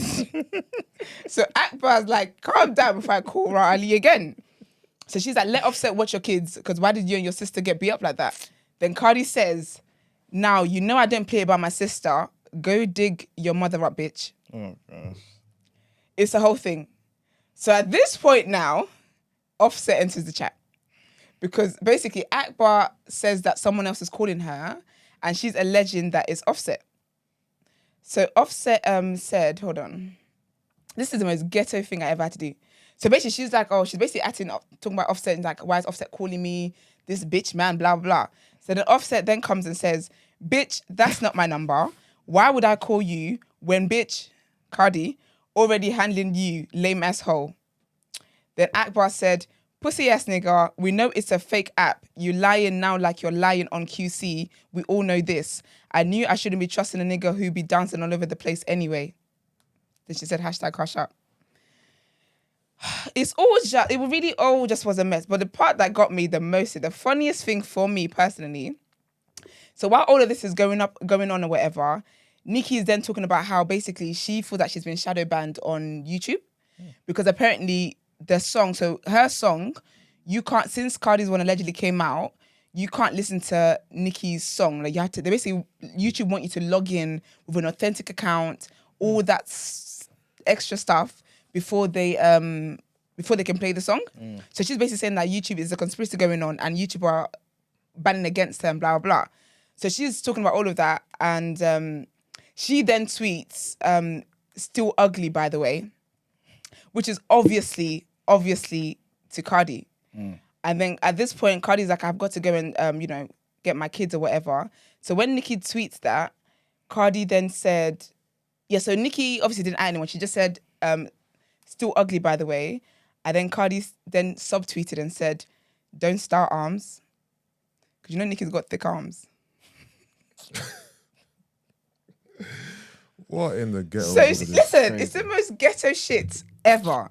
So she said, "Don't start arms," and then thankfully that was kind of the end of all of that stuff. And then Akbar then said, "Nicki Minaj is the queen of rap, and Cardi, you are peasant." Ho. It was a bunch of foolishness. What's Akbar's Instagram? I want to see her face. Akbar V, I believe. And then Cardi also posted a video because obviously she was cussing Cardi for being beaten up, and then Cardi posted a video of Akbar being beaten up too. It was really, really, it was very, very wild. A bunch of foolishness. But that being said, Cardi's song slaps harder than than the one Akbar is on. Okay. So yeah, it was just a. All that stuff is just disappointing to me, man. These are mothers, man. It's just It's a disgrace. But people tell you that because their mum doesn't mean that they can't. Yeah, what does that mean? No, it means you need to behave yourself in certain environments, man. No, but anyone can still get it though, mother or Yeah, not. but that's fine. But like, I just feel like you're just in the mud and just behaving like, and the whole world's just watching you just get dirty. Yeah, but you can be a mum or whatever. Yeah, but being a mum is just it's a task that you have now. It's not who you are now. So I mean that these girls were already like this from the beginning. So just because they're mums now, it doesn't take away their foolishness. I know, they've 100% just added an extra thing 100%. to their days. I agree, but what I'm saying is, like, when you're a mum, when you take on more responsibility, when you've got someone else to care and maybe show a way of life to, certain things should change. Yeah, but you say that though, Rob. There's men who have children, abandon the children. They've got to show a way of life to. Yeah, but if you were talking about men, I would say the same thing. But we're talking about women here. You know what I'm saying? I know, but I don't think the mum thing is relevant. No, So it's a dad animal. Don't men get up to this kind of nonsense? And they're animals too. They're worse. Because why are they... men that talk and get emotional, I have no respect for, to be honest. No, but I think though, That's the in first thing. society though, when men do things, when Offset was out here rolling his sleeves up to punch up Joe Budden, when all these things happen, no one ever says, "Oh, you're a dad, act like it." It's always to women. I've never in my life, 27 years, never heard anyone say, "Oh, you're a dad, act like it." It's always mums. Do you get me? So You've got a point, yeah. So that's why when people, when someone says, "Oh, you're a mum," it's like, and I would have thought personally, what Cardi should have considered is the fact that she's flipping Cardi B. You've just come out of a lawsuit. She also tweeted something about her probation officer. I think her probation officer was calling down her line because she's obviously got to do, community service and whatever. So you've just left a legal case. I feel like Cardi forgets who she is, and this is my issue as well with Nicki. They forget who they are. That people actually like. You're not just any small girl. Yeah. So you can't be on the internet going back and forth with, respectfully, small girls. Do you get what I mean? And you can't be out here as well leaking porn. Like, that's wild. If I was Akbar, I would want to teach you a lesson. I would take you to court for that. And that's a one case. I mean, her being a woman doing that, anyone doing that, I think is just despicable, to be fair. Yeah. But to me, again, I could be wrong, but to me, if you're a mum, you got kids, one of your kids is a boy or a girl, and they can grow up knowing that you're the type of person who just leaks these type of information and talk so foul about people. No, but online. I think it's humans though in general, because it's I could not even disgusting. be a mum, but there's a certain way I don't have children, but there's a certain way I wouldn't act because I have cousins, I have siblings. So yes. I think it's human beings in general. I think you might want to 100%. step away from the mum attachment. No, I get what you're saying, but then I'm basically just trying to say what you are now. When you then have kids, when you take on additional responsibility, when you want to live your life in a particular way, to say, you know what, I want to be some type of frame of reference for my kids to grow up and admire. Yeah, but everyone should That's what be I'm that, trying to though. say. Yeah, I know, but sometimes you need a incentive. Yeah, some things are there. Some sons actually want their mums to finish anything that they didn't start. Do you get me? I mean, I think I get what you're saying. I do get what you're saying. Like, it should be there regardless. You know what I'm saying? But I just feel like for those that don't have it, when you do have a kid, when you have other things, like maybe it's not even just a kid. When you're a professional, when you're in certain environments, certain things should just kind of compel you to be like, I'm above this rubbish. I just feel like personally in life, everyone should just have a bit of shame. I think if more people had more shame, there's so much that people wouldn't do. There's things there's certain things I would not take part in on account of shame. I'm not a mum or anything, and if I'm going to detach myself from being someone's daughter, from being someone's sibling, whatever, it's just the fact that I just think it's me and what I want to represent for myself. But not everyone is like that. Because I guess when you're drawn out as well, it's a bit difficult, I guess. But yeah, it's a lot. Right. But with Nicki's stuff as well, she was talking about, how YouTube basically stopped her and blah blah. And then I think they wrote to her as well to say that basically investigating it and stuff like that, and it's to do with age restrictions, and they've now removed the age restriction, and I guess the video is now back to normal. But then a lot of her fans were also saying that when they go on her page, so usually with YouTube, what it should really ideally recommend is the artist's like next piece of content or like next song or whatever. They were saying how there's a pattern where whenever you play one Nicki song, it always just diverts you to Cardi and them straight away. So it was all that stuff. So she basically started calling YouTube duds and said that their platform they're intentionally doing stuff against her and blah blah. But I really hope I can have none of this messiness for another 2 weeks, because it's not really my bag. But I was glad that I was up to, not miss this one. Like I missed the UK version a while ago. It was funny because Nicki entered that chat as well, because people obviously Ivorian and like Nicki knows her. So people were basically saying how, she's really embodying Nicki Minaj, even in the way that she speaks and behaves. But big up the Barbs. Big up Bardi Gang. And everyone be guided and let's have some shame. I appreciate you doing that. Because it was a lot, Brent. It really was taxing. It was like I don't care, and I had to deliver it like I care. So this is why people think my IQ is in the bin, but I really don't. I could give two shits about these things, but yeah. Thank you. The poll is in. Emmanuel, you have pulled ahead. I'm going to end it now. Oh, for his economics. Yeah. Man, Oh, you left it up there for him 91. to catch up. Yeah, he might have won. We're going to end Mark's it jumped on all of his burner accounts and then voted for you. This guy. It's so funny. But Right, yeah. cool. All right, we People's Journal.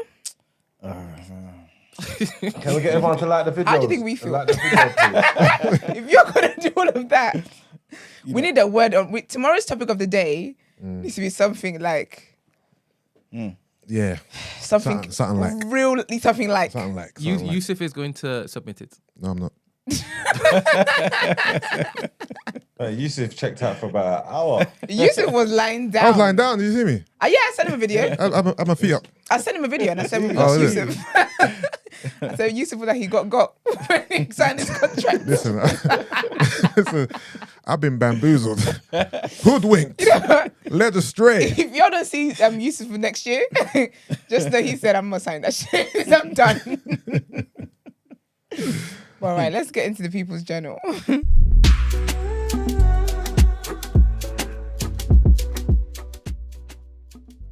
Okay, so welcome to the People's Journal, people. I'm going to be very brief because we had a pre-People's Journal. Literally, just want to say bit of bad news, good news, and the other ones, you decide on it. So the first one is basically the cost of packed lunches, right, for your children and whatnot. It's gone up 70%. Yes. So when looking at the typical, the most common packed lunch ingredients, everything Ham. just, Ham sandwiches and stuff. yeah. I mean, they should leave it. Do you eat ham? Of course I don't. Thank God for your life. I don't eat them things. I think Brent's the only pagan here who eats ham, Do you eat ham, Brent? As in pork? Yes. Yes, myself and Marks eat pork. Why are you bringing Marks into it, man? Hello? I'm an avid porky. I can't. You get me? What you say? I said I'm an avid porky. I'm calm. To be No, fair, avid. but the thing, I don't get the whole shaming people that eat pork thing. I just think it's just one of those. I don't eat pork, but I don't care if anyone eats Yeah, pork. yeah. Like, It's a that's- fun thing to do. That's your prerogative. Yeah, it's just Yeah. something to laugh at. Yes. I just want to laugh at that. It's not personal. I don't know why you're talking, man. You're Why? vegan. And All right, you need meat full stop. I know. All right, Yeah, but he get to definitely the back doesn't of eat the ham. line. Get to the back of the line. Back to life. See what I don't mind, because when people make that pork argument, it's like all the negative connotations about pork. You might be right, but that's not my argument that I'm making. My argument is it's one of the sweetest meats in the land. Like, That's the sweetest. you get what I'm I saying? don't know about all that. Yeah, I don't know about I'm just that. telling these are facts. It's one of the sweetest meats in the entire land. That's it. you know Anything what else these are talking about, it's these are business. Do you know I talked about you people on this show, yeah? You lot will give your opinion about something and then think because you said that's facts makes it okay. It's not a bloody fact. It's your fact. It's Marx's fact. It's not a fact. It depends It's what it sweet. is. No, I was talking facts earlier. I was just saying. that's debatable because you've dropped the facts line so many times. What? You have that I don't know. But this is your segment. Let me not undermine it. All right. Carry on, King. All right. To it. Anyways, it's gone up 70%. So obviously that's not a good thing. Inflation, you know the reasons. We'll go away for months. Cool. Next thing. Yeah, and this is good news now. Lidl are giving pay rises to all their workers, man. How's that good news? I'm not a worker. I don't work at Lidl. Yeah, but it's good. It's a good precedence, I guess. You got other people out here striking, trying to get more, and they've actually given an increase between 10 and 14.5%. What's the actual Okay, wage? that's quite good. Their wage is actually high up. So It's from, high. I mean, obviously it depends on the work you're doing and stuff, innit? But from October 1st, Lidl's going to be increasing the entry level rate. So this is just the entry level from £10.10p to £10.90 an hour. That's if you're outside London. Within the M25 from £11.30 to £11.95. I've always known Lidl to have good pay. These guys aren't paying us. Might as well go and play. We is French. Yeah, so But that's basically, good though. Big up Lidl. Hopefully people follow suit. and they said so basically more than 23,500 employees across the country are going to get the pay rise, and a full-time worker's basically going to be better off extra £2,000 more a year. Okay. I think that's excellent, man. And again, just to highlight something, I'm not going to dwell on it. I don't like to dwell on things, right? But if you increase tax, right, and they have less money to play with, these type of wage increases do not happen. If you what? Say that If you again? increase the tax Yeah. that companies like this make, Yeah. tax on the profits that they make, Yeah. it does not happen for them to give pay rises. So you're saying that the Lidl employees should be grateful to the Tories for reducing tax, questioning them, No, not at all. because then that's why the company were able to then give them a pay rise. No, they even made this decision before the pay rise. Oh, is that okay? What I'm saying is before the tax cuts. What I'm saying is those type of decisions that incentivize more of this. Okay. You see what I'm saying? That's basically the aim of it. You see what I'm saying? Okay. That's the logic behind it. So again, just to highlight, governments don't make things better for you. Individual private organizations and companies and institutions do that. You see what I'm saying? Yeah. Because the government ain't got no money. They just take your money and spend it on the things they think you like. Yeah, and give it to the monarchy. It's crazy. There you go. And the last thing kind of want to touch on is basically Liz Truss is basically planning to loosen immigration rules to boost the UK economy. Just repeat that, Principal please. was fuming. She plans to loosen immigration rules to boost the UK economy. Interesting. What does that mean? Well, basically what she's trying to say is, before we spoke about how there was, I can't remember too tough, but before it was one of the headlines where there was something in place which made it difficult for certain doctors who came here on certain visas. And so the Home Office had to amend certain things, right? She's basically trying to nip certain things in the bud. And she's also trying to basically, where is it? Where is it? Basically, she's just trying to, I'm trying to find it for you, man. But isn't that, because that's a bit wilder, because obviously Priti Patel was still part of the Tories, right? Yes. So, because I can't remember what conversation we were having the other day, and we were talking about the likelihood of Liz Truss doing something that's different to what her previous people did. Yeah. And we're talking about it's not likely because obviously Tories is still the Tory thing. Do you get I mean? It's still Tories' agendas. So this kind of disproves that, I reckon. Because if Priti Patel was out here sweating and having sleepless nights trying to clamp down on it, and then now Liz Truss is like, oh no. It depends, though. Remember the migrants and stuff, that's different. Okay. That's different to people. Oh yeah, the who- random. Yeah, that's... By the way, I've got something on that probably tomorrow. Okay. Liz They've Truss, I set don't think that she wanted Brexit. Let me just double check. Okay. Yeah, initially. I think she changed, innit? Oh, she had no I choice think you're now. She's right got to about deal that. with I it. think you're right about that, Brent. That's what I'm saying is if she didn't want Brexit to begin with, Yeah. I mean, it's understandable that she's open to this particular policy. Oh, okay, yeah. I mean, that's still a good thing, isn't it? Yes, I do believe it's a good thing, yes. Yeah. She shouldn't have locked the doors in the first place. But she didn't look it, No, as in, I'm just not talking about her, I'm just talking Okay. about the previous. Again, showing and proving what I'm saying. You can have people from the same party. Oh, 100%. Different policies. That's why they got Corbyn out. You didn't have the The same folk. So yeah, basically, just to echo what Brent was basically trying to say. Yeah. They're looking at, I guess, people who have the certain right skills for the economy. You know what they deem the right skills anyway, and I guess they want to make it easier for them to actually gain entry to the country. That's basically it. It's, particularly in the hospitality sector. Okay. So yeah, that's pretty much all I have for today. I saw something yesterday that said that I think it might have been to do with like school food and whatever. And they talk about it was actually they're talking about like how kids should be, because obviously you haven't really got a choice. Education is a law of the land. You've got to go to school, and the kids should get free lunches. Like you shouldn't have to pay because they have to be there. So feed them. And that is a word. Who's paying for that though?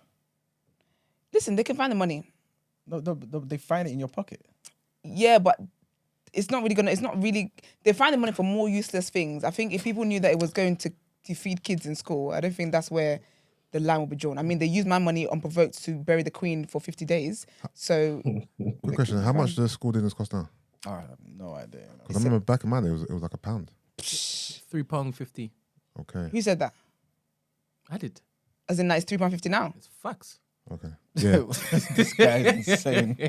You are gonna ruin our credibility on this platform with these facts. No. What? No, it's definitely not £3.50. No, Let me Google it. I believe it's more expensive.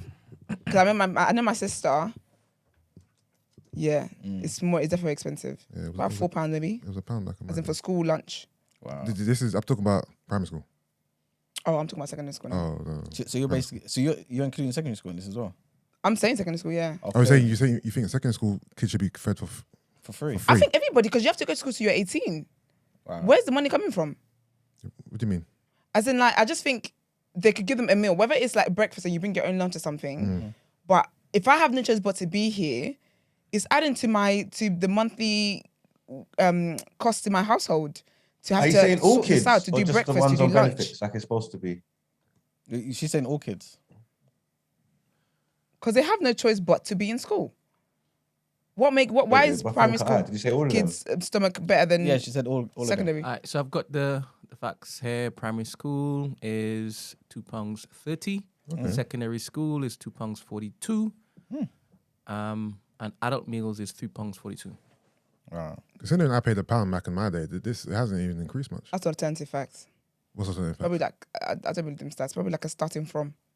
Starting from what is this? Starting from, you know.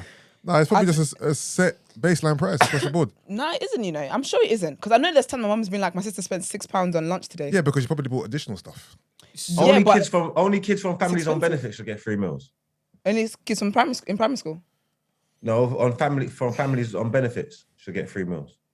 I don't think so. I think, you know what? I think sometimes, people actually can't afford things, but they don't see, the government wouldn't see them as needing help when actually they need help. There was a whole The conversation going welfare on yesterday systems, as well. the welfare system's there for a reason, innit? So if you're not a part of it, you don't need it, and you shouldn't have. No, access you to do. it. There are people that No. do though. Nah, that's not sometimes. That don't make sense. That don't It make does. sense. It's for people that need it. If you don't need to claim, if you can earn and live your life without claiming, then you shouldn't be getting the benefits of it. Yeah, So but you should there's a you way- should pay for your kids to eat.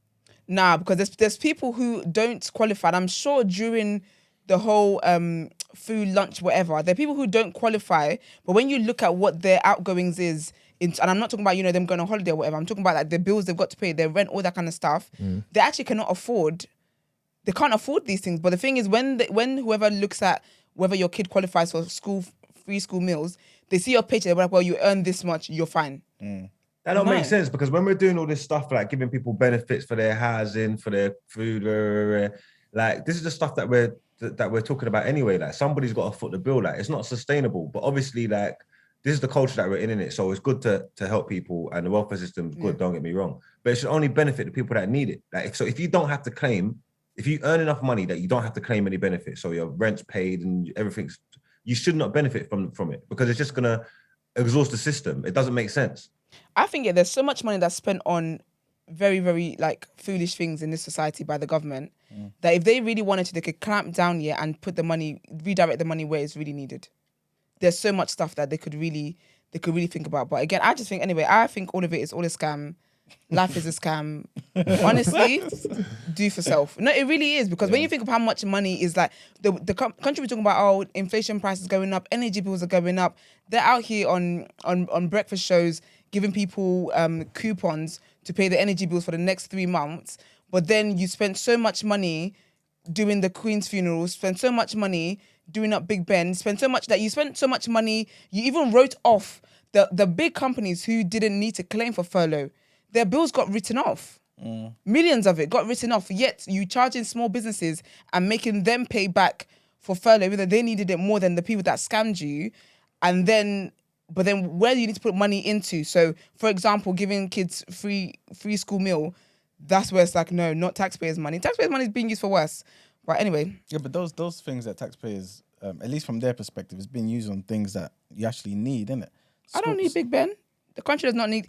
Big Ben would have been fine for extra good amount of time. No, Big Ben was not about to collapse. You're saying that because you don't know the ramifications of it. What's the ramifications of Just like anything? I mean, you can go back home. This may not be the best example. You can go back home and see what happens when you don't maintain things. You know what I'm saying? Yeah, of course I can. So but you the thing need is, to maintain things in order to like this is the UK. People come here to see Big Ben. People come here to yeah. see. But you're telling me, so because I looked at the whole contract in terms of how they issue the contracts for the Big Ben, blah blah. Yeah. Are you telling me that was done by the books? I'm telling you exactly the opposite. Because like I always say, when the government get involved in things, there's problems. Because the government... So it's not by the books? Not at all. So you're proving my point that No, I'm no, saying no, that they I'm could saying- clamp down on these things and then there's more money. But you can't spend money frivolously and then complain that, well, we can't do this because where's the money going to come from? It's going to affect taxpayers. If everyone applied their brain cells, they can do things the proper way they need to do it. No, but it doesn't work that way. Because remember, like when people get in power, when there's a government there, they will spend it in the way they see fit. And not only that, nepotism will be there. So you choose certain contracts. I'm saying the things that they want to do, I don't know what they want to do exactly, but certain things they want to do, let's just kind of see them as musts, yeah? So maintenance of Buckingham Palace, bloody Big Ben, giving the Queen an elaborate funeral, these are musts. They had to do these type of things, right? But who does certain things is where I basically agree with you. That's where the waste of money comes. Look at when Marcus Rashford was campaigning for the government to give food to all different people. Who did they get to do it? Some nonsense charity organization or private business that just gave crap food. This is what happens when you get government involved in these type of things. They waste the money. Yeah, but the government has to be involved there because they're the ones that we vote in there. So we can't have individuals. We can't be a land with no government. No, they have to give us the essentials. We need police, we need ambulance, we need fire brigade, we need, you know what I'm saying, certain essentials. But when they try to tamper with everything else, then that's when you get problems. Because they're spending your money and telling you, I know how to spend your money better than you do. I have a problem with that. You see what I'm saying?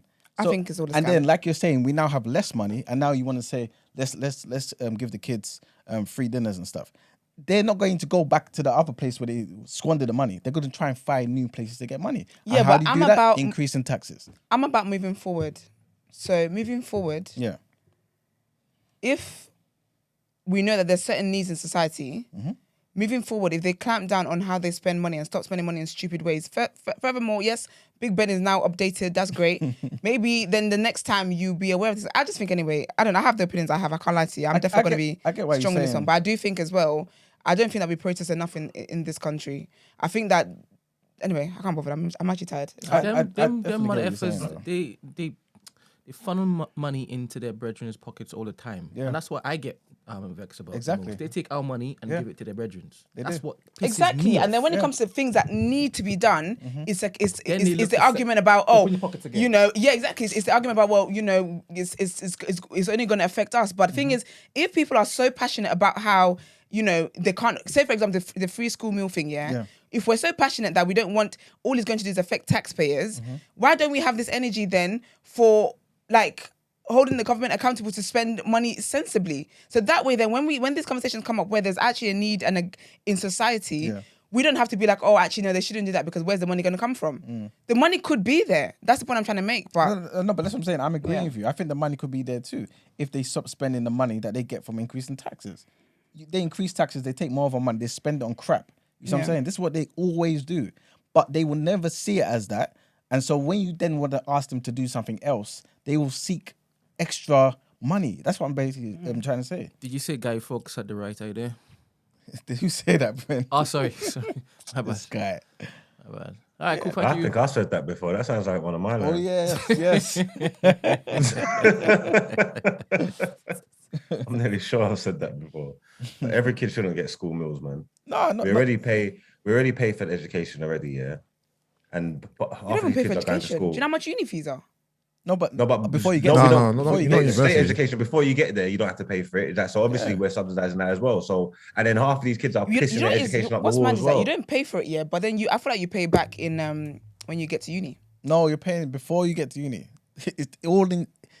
We're paying for everything. Everything that you think is free, we are paying for. We're paying Exactly. for. So What does that mean? like So we can't So nothing- add more to it. You know what I'm saying? You're paying for it. anyway, this is the agree to disagree because I can't bother anymore. I'm checked out now. I'm checking out.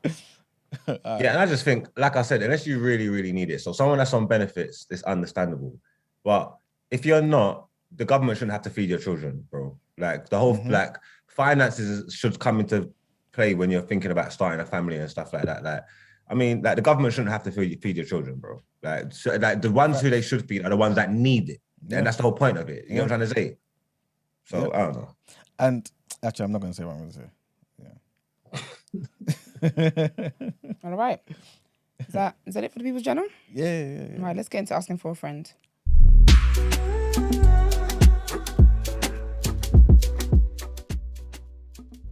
I was hoping you would do it. Oh, is it? Oh, Yeah. okay. Well, Because I never read that one, innit? let's go.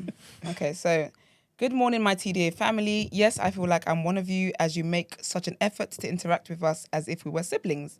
I absolutely love how intimate and vulnerable you've been with us. It's absolutely crazy how I feel like I've known you guys my whole life in such a short space of time. I started listening to you guys 3 weeks ago because my friend shared an episode with me. On weekends, I catch up on the older episodes. What you are providing us every single week is absolutely crazy. The conversations, in-depth and shallow ones. I keep praying that you guys keep on delivering this content to us as you continue to grow and fear that all of this is too good to be true. That one day I'll wake up and see an announcement that you are no longer broadcasting. God forbid. God forbid. Please don't ever do that. And if you do think about doing that, please let me know first so I can set up a GoFundMe in your name. Can you guys afford that? If all your taxes being paid, being used the way it's being used. Where was I even? Yes. So anyway, this friend who put me onto you is the friend I am writing in concerning. I think they are dabbling in witchcraft. Now, he regularly plays with a Ouija board. Ouija board, that's it. Ouija board. Ouija board with another group of his friends that I'm obviously not in. And he's recently confessed this to me when he was sharing some account about how he gets visited every night by some spirits. Listen, I've known him for 6 years, so he's a very close friend, but I had no idea he was into this shit. Anyway, so I recently walked into his room the other day, and all of a sudden, the entire room went really dark. It was 11:30 a.m. in the morning, and it was as though everything went deathly silent. I quickly ran out there and out of his house. I called him on the phone when I was outside and told him about what had happened, and he laughed it off and told me I was chatting shit and I should just stop playing. This obviously scared the hell out of me, and I'm wondering what it is I should do about this. I've brought it up a few times after, and he's dismissed it in the same manner. I don't know what to do about this. I've kept my distance and physical interactions with him at a low since then. Have any of you all had any experience dealing with things like this? We're both Muslim and 33, by the way. Thanks, guys. I'll be looking forward to your response. What is an Islamic youth and he's dealing with all them principalities and things? I swear that's not right. I swear we're not supposed to do that. You better get to sage and thing and just burn it around the room. Burn up the sage around the yard, light up the incense in the passageway, hold a couple of vigils as well. You might need to call someone from Christianity as well, because it sounds like you need. Man said It call sounds someone like you from need- Christianity, like it's some type of Get like everybody, get the Buddhists, get the monks, Organization. everybody. Yeah, it's got to be a community effort, boy. I'm telling you, this is crazy. For real. This sounds very peculiar. I'm even upset that you had to share with us. Why am I in it? Like, I'm not trying to be involved. I think that you, respectfully, just off base of my backgrounds, and I hope no one cries about this, this is how I see things. Your friend's a witch. And I think that you've got to decide whether or not you want to, like, what kind of friendship you're going to have with this person. So you could obviously you've been friends for 6 years, which is great. But I would say just keep your distance if you believe in stuff like this, I don't believe in stuff like this. So if you believe in stuff like this, just be a good friend to this person. Don't upset them because it might just take your name to the board. I don't know what happens on that board, but your name might be the next entry. To the board. Listen, What's a Ouija board anyway? is that when you consult the dead? It's where you talk to the ghost and that. Yeah. Where you put your hands on it and then you ask wait, the ghost to come into the room like and then it how- moves by itself. Yeah, that thing there. Okay. It's crazy scenes. The people want to know what his name is so we can remove him from the community. No, we've got a witch in the community.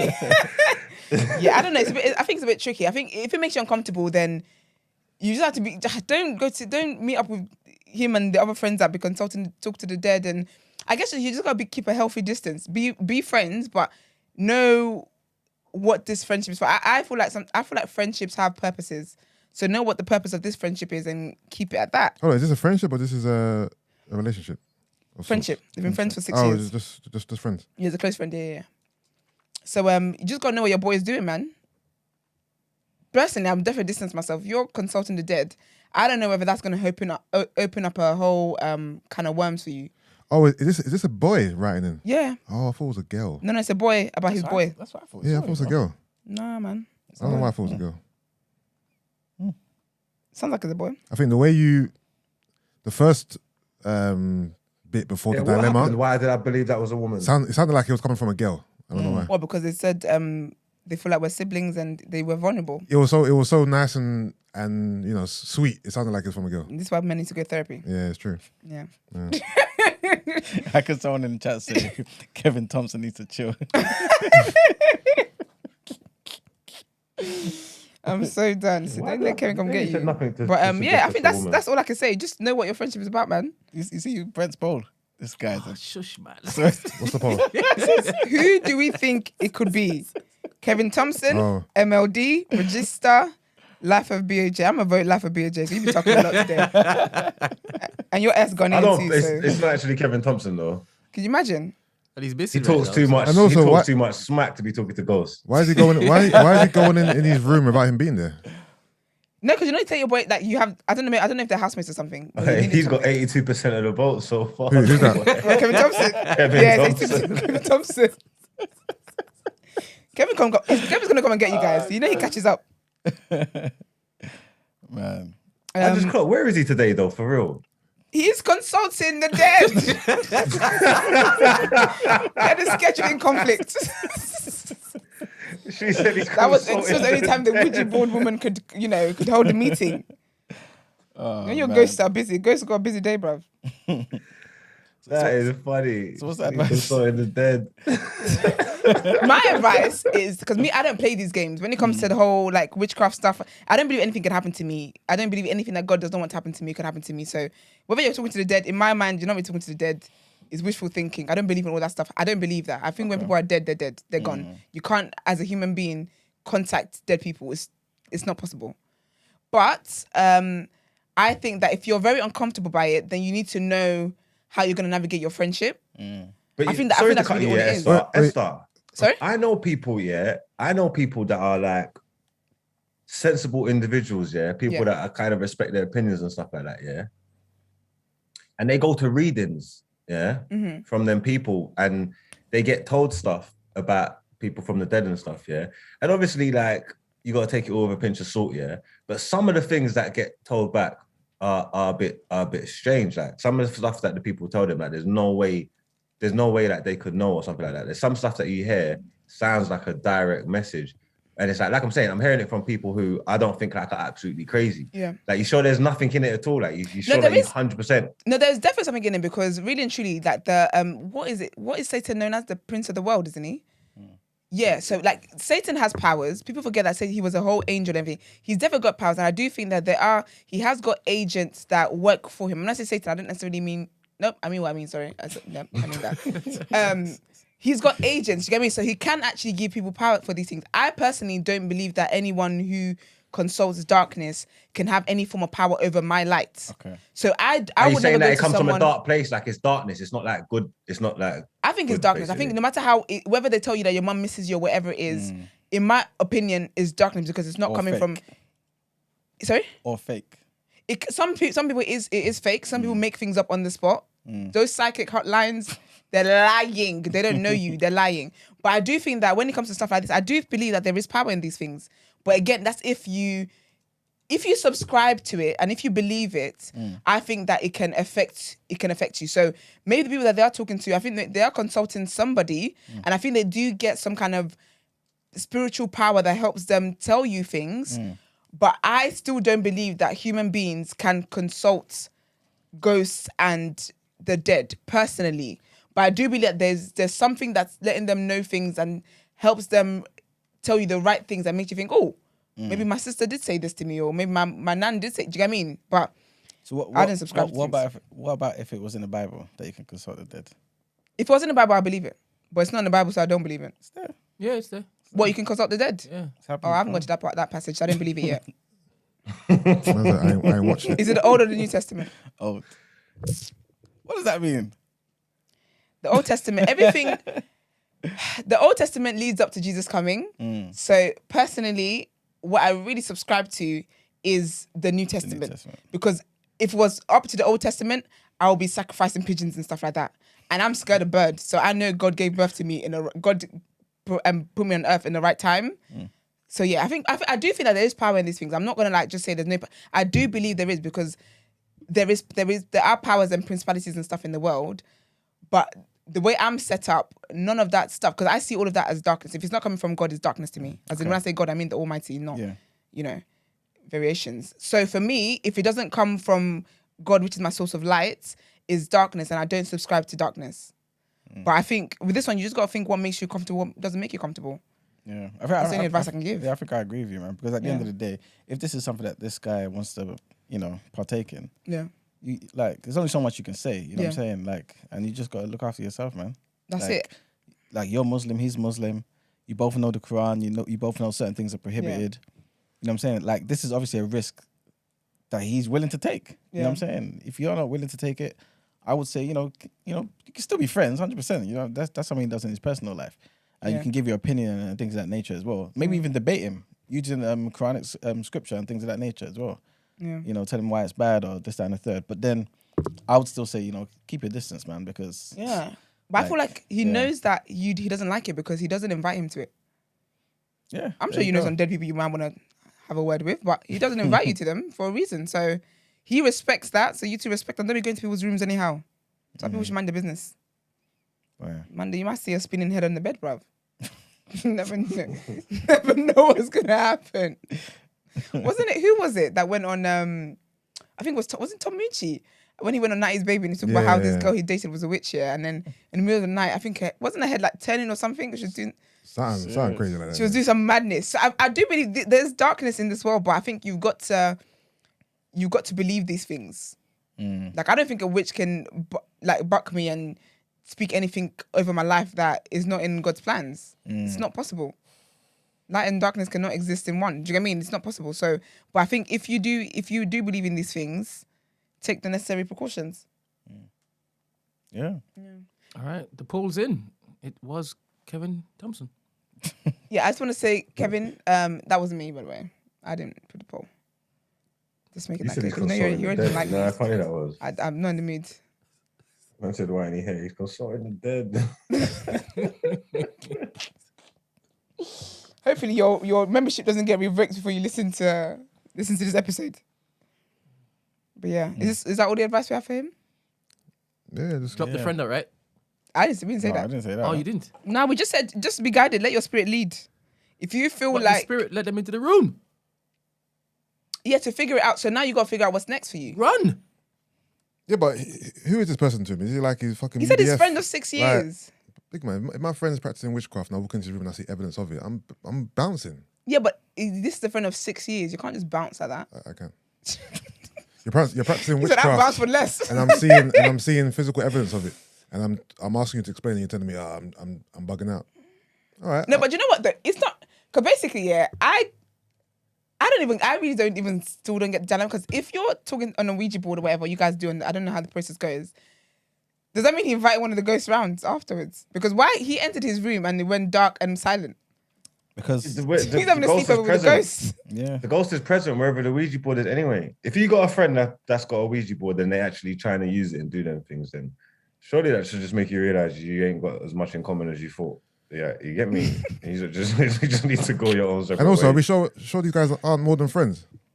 Why? I Do kept they my, have to be? I kept my distance and physical interactions with him at a low since then. Yeah, talking to him. Why do you specify physical interactions? Physical don't just mean being in his presence. Oh, but he said having distance. sex. You could have left it there.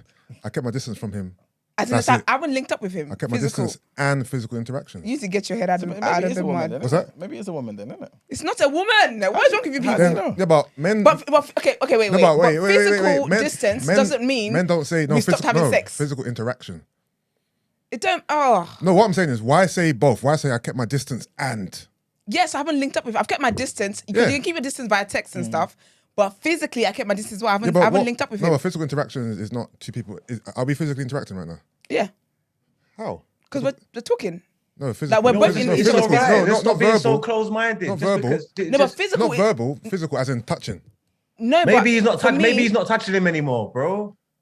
Yeah, but for me, physical interaction though. Who Physical wrote it, me or her? interaction.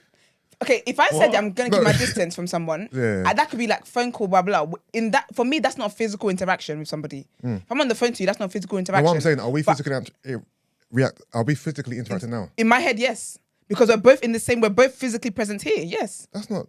Is that physical interaction? Being in the same room as someone? I would say it is. Kind Yeah. of. Yeah. Yeah. Like Oh, I'm, okay. I'm remote. These are there. That's physical interactions. These are there. Yeah. That's For yeah. me, physical interaction is actual physical interaction, like touching. It's not being in the same room. But that's just me. Yeah. See, so I think that's what it is. I think for him, when he's saying I kept my distance, I haven't really spoken to him. I've also kept my physical because he clearly they link up often. He was in his house when the guy wasn't there. James, he saw the ghost. He perceived the ghost's presence and called the guy. Do you get me? So he's saying that I've kept my distance. Look, it's not for but us even like to physically. interpret it. Even if they are getting physical, yeah, they're allowed to do that if that's what they want to do. Okay, it's 2022 people. You really auditioned to be a prime minister, aren't you? I'm just saying. I just think we should stop debating the translation because it doesn't make a difference. True. No, it was more so if it's a girl or not. Really, to be fair. And again, it doesn't make a difference. Yeah. Well, if they're in a relationship, I'm sure their advice might be different, right? Yeah. Yeah. So If they're in a relationship, yeah. If they're in a relationship, it's the ghost is within you and all. You're been having sex. The ghost has been transferred, Ouija board and all. Yeah, she might need to get like a what's it called? A What's deliverance. it called when you get the same thing? Exorcism? Yeah. Gotta get out of you. Yeah, You gotta gotta pray and get out of you. fast. Trouble in there. Trust Marks, me. would that deter you if it is that you knew that one of your links were practicing witchcraft? I ain't linking no witch gal. I don't even link them gal that recharge the crystals in the moonlight. With, like I don't even link crystal gal, them gal that Florida water and all them fuckery there. I don't want no white witches. Like I don't want no form of witchcraft, whether it's good practice or bad practice. No. The only thing I deal with is religion. If you got some type of faith, then I'll This is also why, yeah. respect it. All right. This is why I mentioned not eating everywhere as well. Because there are women who do these things and they can try and what's the word? Not hypnotize, but they can use through the food to try and get you. Yes, sweat rice. Yeah, Say with sweat sweat rice. That's what they do. Can you just explain to Esther what sweat rice is, please? Yeah, because So like you see, like with sweat rice, like a girl might detail. say like take like a used underwear and boil it up in the water and thing, Ew. and then boil up the rice in the water with all the used underwear, with all the natural juices and secretions and thing. It's like a love potion. Gets Yeah, the man that's them it, love hooked on the potion. thing. Because obviously, if your gal's cooking for you all the time, she's putting her panties in the pot now. When you're going next places, eating like going mummy's food or going to the restaurants, your rice ain't hitting the same anymore. You know what I'm trying to say? Like you're saying, "Bro, why ain't this rice knocking like wifey's rice?" You get me? So you run back to the yard, so you get hooked on the food. You get me? There's pure things they do. Or like, yeah, there's some even vulgar ones. It's like actual like love potion kind of thing in like Caribbean cultures. I swear it's from back in the day. It's supposed to be true. You had doing fuckery with their period and thing and all the kinds Nigerian of girls that do it as well. Yeah. Yeah. all kinds of fuckery. But I think it's true because if a gal was cooking up your rice for you with her knickers in the pot, yeah, and you thought this gal was the baddest cook in the world, no rice ain't hitting the same for you. Like, so you're screwed. Like, you're not going nowhere. That's Get me? wild, man. Boy, you have to see if it works. Esther. must be In the serious dollar. life. This is How it. is the I dollar? might decide to stay with the spicy rice, bro. You must I be would in be a serious slave for light that to rice. do all of that mess. Boy, Don't use limit up yourself, better. ladies. Man, that's One why they man. tell you, mind when you're eating at a road and thing. And I think that's why in Caribbean cultures, a lot of the men's are the cooks and they're the good cooks because obviously we've got told to watch where we're eating on the road and thing because these guys will sweat rice you up. You definitely should. You definitely should. And that's some facts. Yeah, no, boy, I cook Someone said good, so panty I don't rice. have to worry Yeah. about them thing there. Panty Them gal rice. have for mine, I'm not slamming my boxes in the rice, boy. So yeah. All right, let's move on. Oh my gosh! All right. Well, all the best with that. If you would like to write, I let said us red, know red pea what you soup end up is doing. leng about red pea soup is so leng. Someone said beware of red pea soup, but boy, yeah, it's peng. You don't want to know what a Don't girl know. could put in there. Boy, I don't know, but that bondage I got with that's different. Maybe I've been caught. Maybe I've been caught.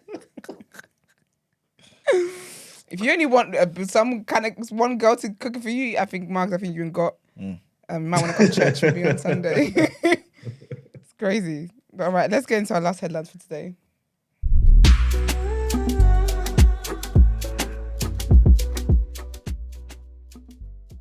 So, Crown Court judges have been releasing potentially dangerous criminals unlawfully because of delays linked to the criminal barrister strike. The High Court has heard. Lawyers for the Director of Public Prosecutions (DPP) said judges must be stopped by Bailey and defendants whose trials have been put off for months. It is a highly significant challenge to decisions by trial judges in England. Barristers currently, I think we spoke about this also, are in a dispute with the government over legal aid funding. The indefinite, uninterrupted strike by barristers in England and Wales is an escalation of industrial action over pay, which began in April. The BBC discovered that at least a dozen defendants have been told in recent weeks that they will be bailed back into the community because of a lack of barristers to enable their cases to be heard. In each custody ruling, judges said that they had no power to keep defendants in jail beyond the standard 6-month pre-trial limit because the law does not let them consider the strike as a good and sufficient reason to do so. So yeah, man, it's gonna be a lot of guys back on the road. Screaming like free the mandem, but yeah.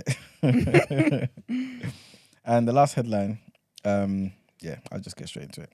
12 people have been arrested during protests in London calling for an end to Iran's Islamic Republic, including outside the country's UK embassy after the death of a 22-year-old woman. Angry protesters could be seen shouting and pushing officers who had formed a cordon in front of the embassy in Princess Gate in Knightsbridge. Crowds chanted "Death to the Islamic Republic" and waved Iran's former national flag from before 1979, when the Shah of Iran was overthrown in a revolution by religious hardliners. Several hundred had gathered in Trafalgar Square for a demonstration on Saturday. The protests took place at the same time as others in cities across Iran, which was sparked by the death of the 22-year-old Mahsa Amini. And we also spoke about her in custody after she was arrested by the country's morality police. Other protests have taken place across Europe, including in Paris, where tear gas was fired at protesters who were making their way towards the embassy in the French capital. A photo of Amini could be seen on one poster in London, while another said "Stop execution in Iran." Footage on social media showed altercations among those in the crowd and 2 officers wrestling a protester to the ground who had broken through the police line. Scotland Yard said several Met Police officers sustained injuries during the protests, including broken bones, but none are believed to have been seriously hurt. Riot police were seen trying to clear protesters off the road near Marble Arch, about a mile away from the embassy across Hyde Park. The Met Police said a significant policing presence will remain in the area to monitor the situation. That's so sad. Yeah. I read about that over the weekend. Yeah, that's the last headline for today. All right. Marks, over to you, sir. We've done Out Ere.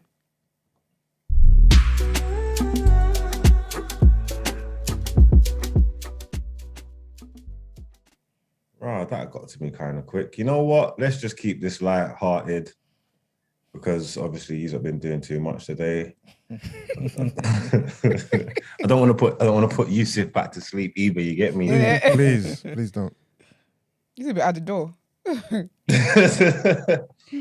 today's done out here is like I said, it's light-hearted, it's jokes, it's not a big deal. But it's E-man's people causing fucking trouble again there, doing foolishness with their horrible opinions. And I'm not talking about an economist or apologist or whatever they're called. Economists and apologists. I'm not talking about economists and I apologists. don't think you should have corrected it. No, you need to correct it. Because those are the people who shape society. But anyway. Debatable. Is that another fact? What? Another TDA fact? What? Honestly, just, you know what? It's worse than polygynists and economists. It's the vegans, man. The vegans are out here again doing stupidness, and they've put out a call to all the vegans them to show solidarity for their people, yeah, and for a strike, yeah, for them to go on a strike against men that are eating meat still. So they're saying, you vegan gal shouldn't be sexing man that are eating meat. Put them on strike. And I'm saying it's contradictory because these vegan gal are eating meat. You get what I'm trying to say? I knew you were going to say that. They eat meat, but they eat meat. I knew you were going to go down that route. This is them going beyond meat. You get me? They're doing Did they're he doing just the say they're going most. beyond meat? I like you, bro. What? They're going beyond meat, but they're telling people to stop. Imagine you go to link a gal and she's talking about we can't have sex no more because you eat meat. I'm thinking the cheek, the hypocrisy. What was you doing last night? You eat it. You know what I say? That's why there's no place for you. So this is the same. This is the same people that was pouring out the milk on the floor. And this is the same people that is. Have you seen the new one where they're doing an RIP on the meat thing or something like that? Have you seen that? No, I haven't seen that. Oh, I think I saw that. I think I did. They're going around in the butchers on pieces of meat and like leaving like eulogies and like little crosses and doing the RIPs and all this foolishness. You get what I'm saying? Like, insane. Vegans are sick and there's too much going on in the world. But it's like with everything that you are going on, you got going on with the vegans, and then I'm guessing if you're a vegan, you're part of Insulate Britain too, and then like just just like all that shit, and then you're trying to like deprive them from sex as well. It's too much, man. There's one struggle. Pick a struggle. You get what I'm trying to say? That I just think you just shouldn't be giving stupid advice like that. This is like proper like on their there's like what's PETA stand for again? People for the Ethical Treatment of Animals. Yeah, like this is on their proper website. This is their like this is what they give. This is the information that they're giving out to vegans. I'm guessing they got a lot of followers. So it's like, man, I'm just letting you stay woke. If you're a vegan gal are acting up, it's because of these people. The message came straight from the top. But you just need to get rid of them, man. You just need to get rid of them. I just think they make me laugh. I think they're idiots. And eventually we're all gonna revert back to meat, man. Pause.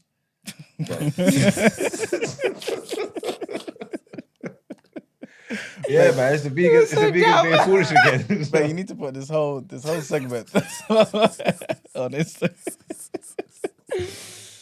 Oh man, Dear. That is too funny. Vegans need to stop being foolish, man. So vegans, you're done at it. It's not your first time. It won't be your last time. Yeah, we just look forward to seeing what new antics you're gonna come up with. You get me? So yeah. With that being said, let's get into our outro, man.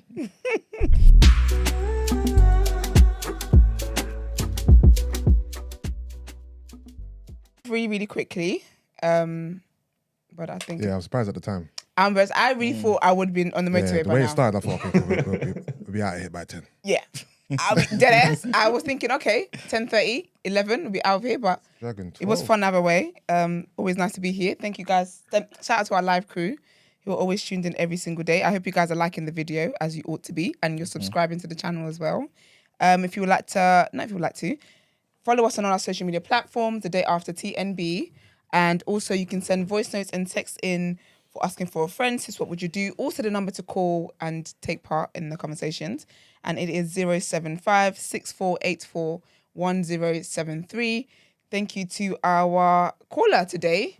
He dropped mic on E-Man. Yeah, I'm sorry that you had to go through that. Yeah. I mean, I just think you should time your bladder next time. Yes. Yeah, because the comments are going wild.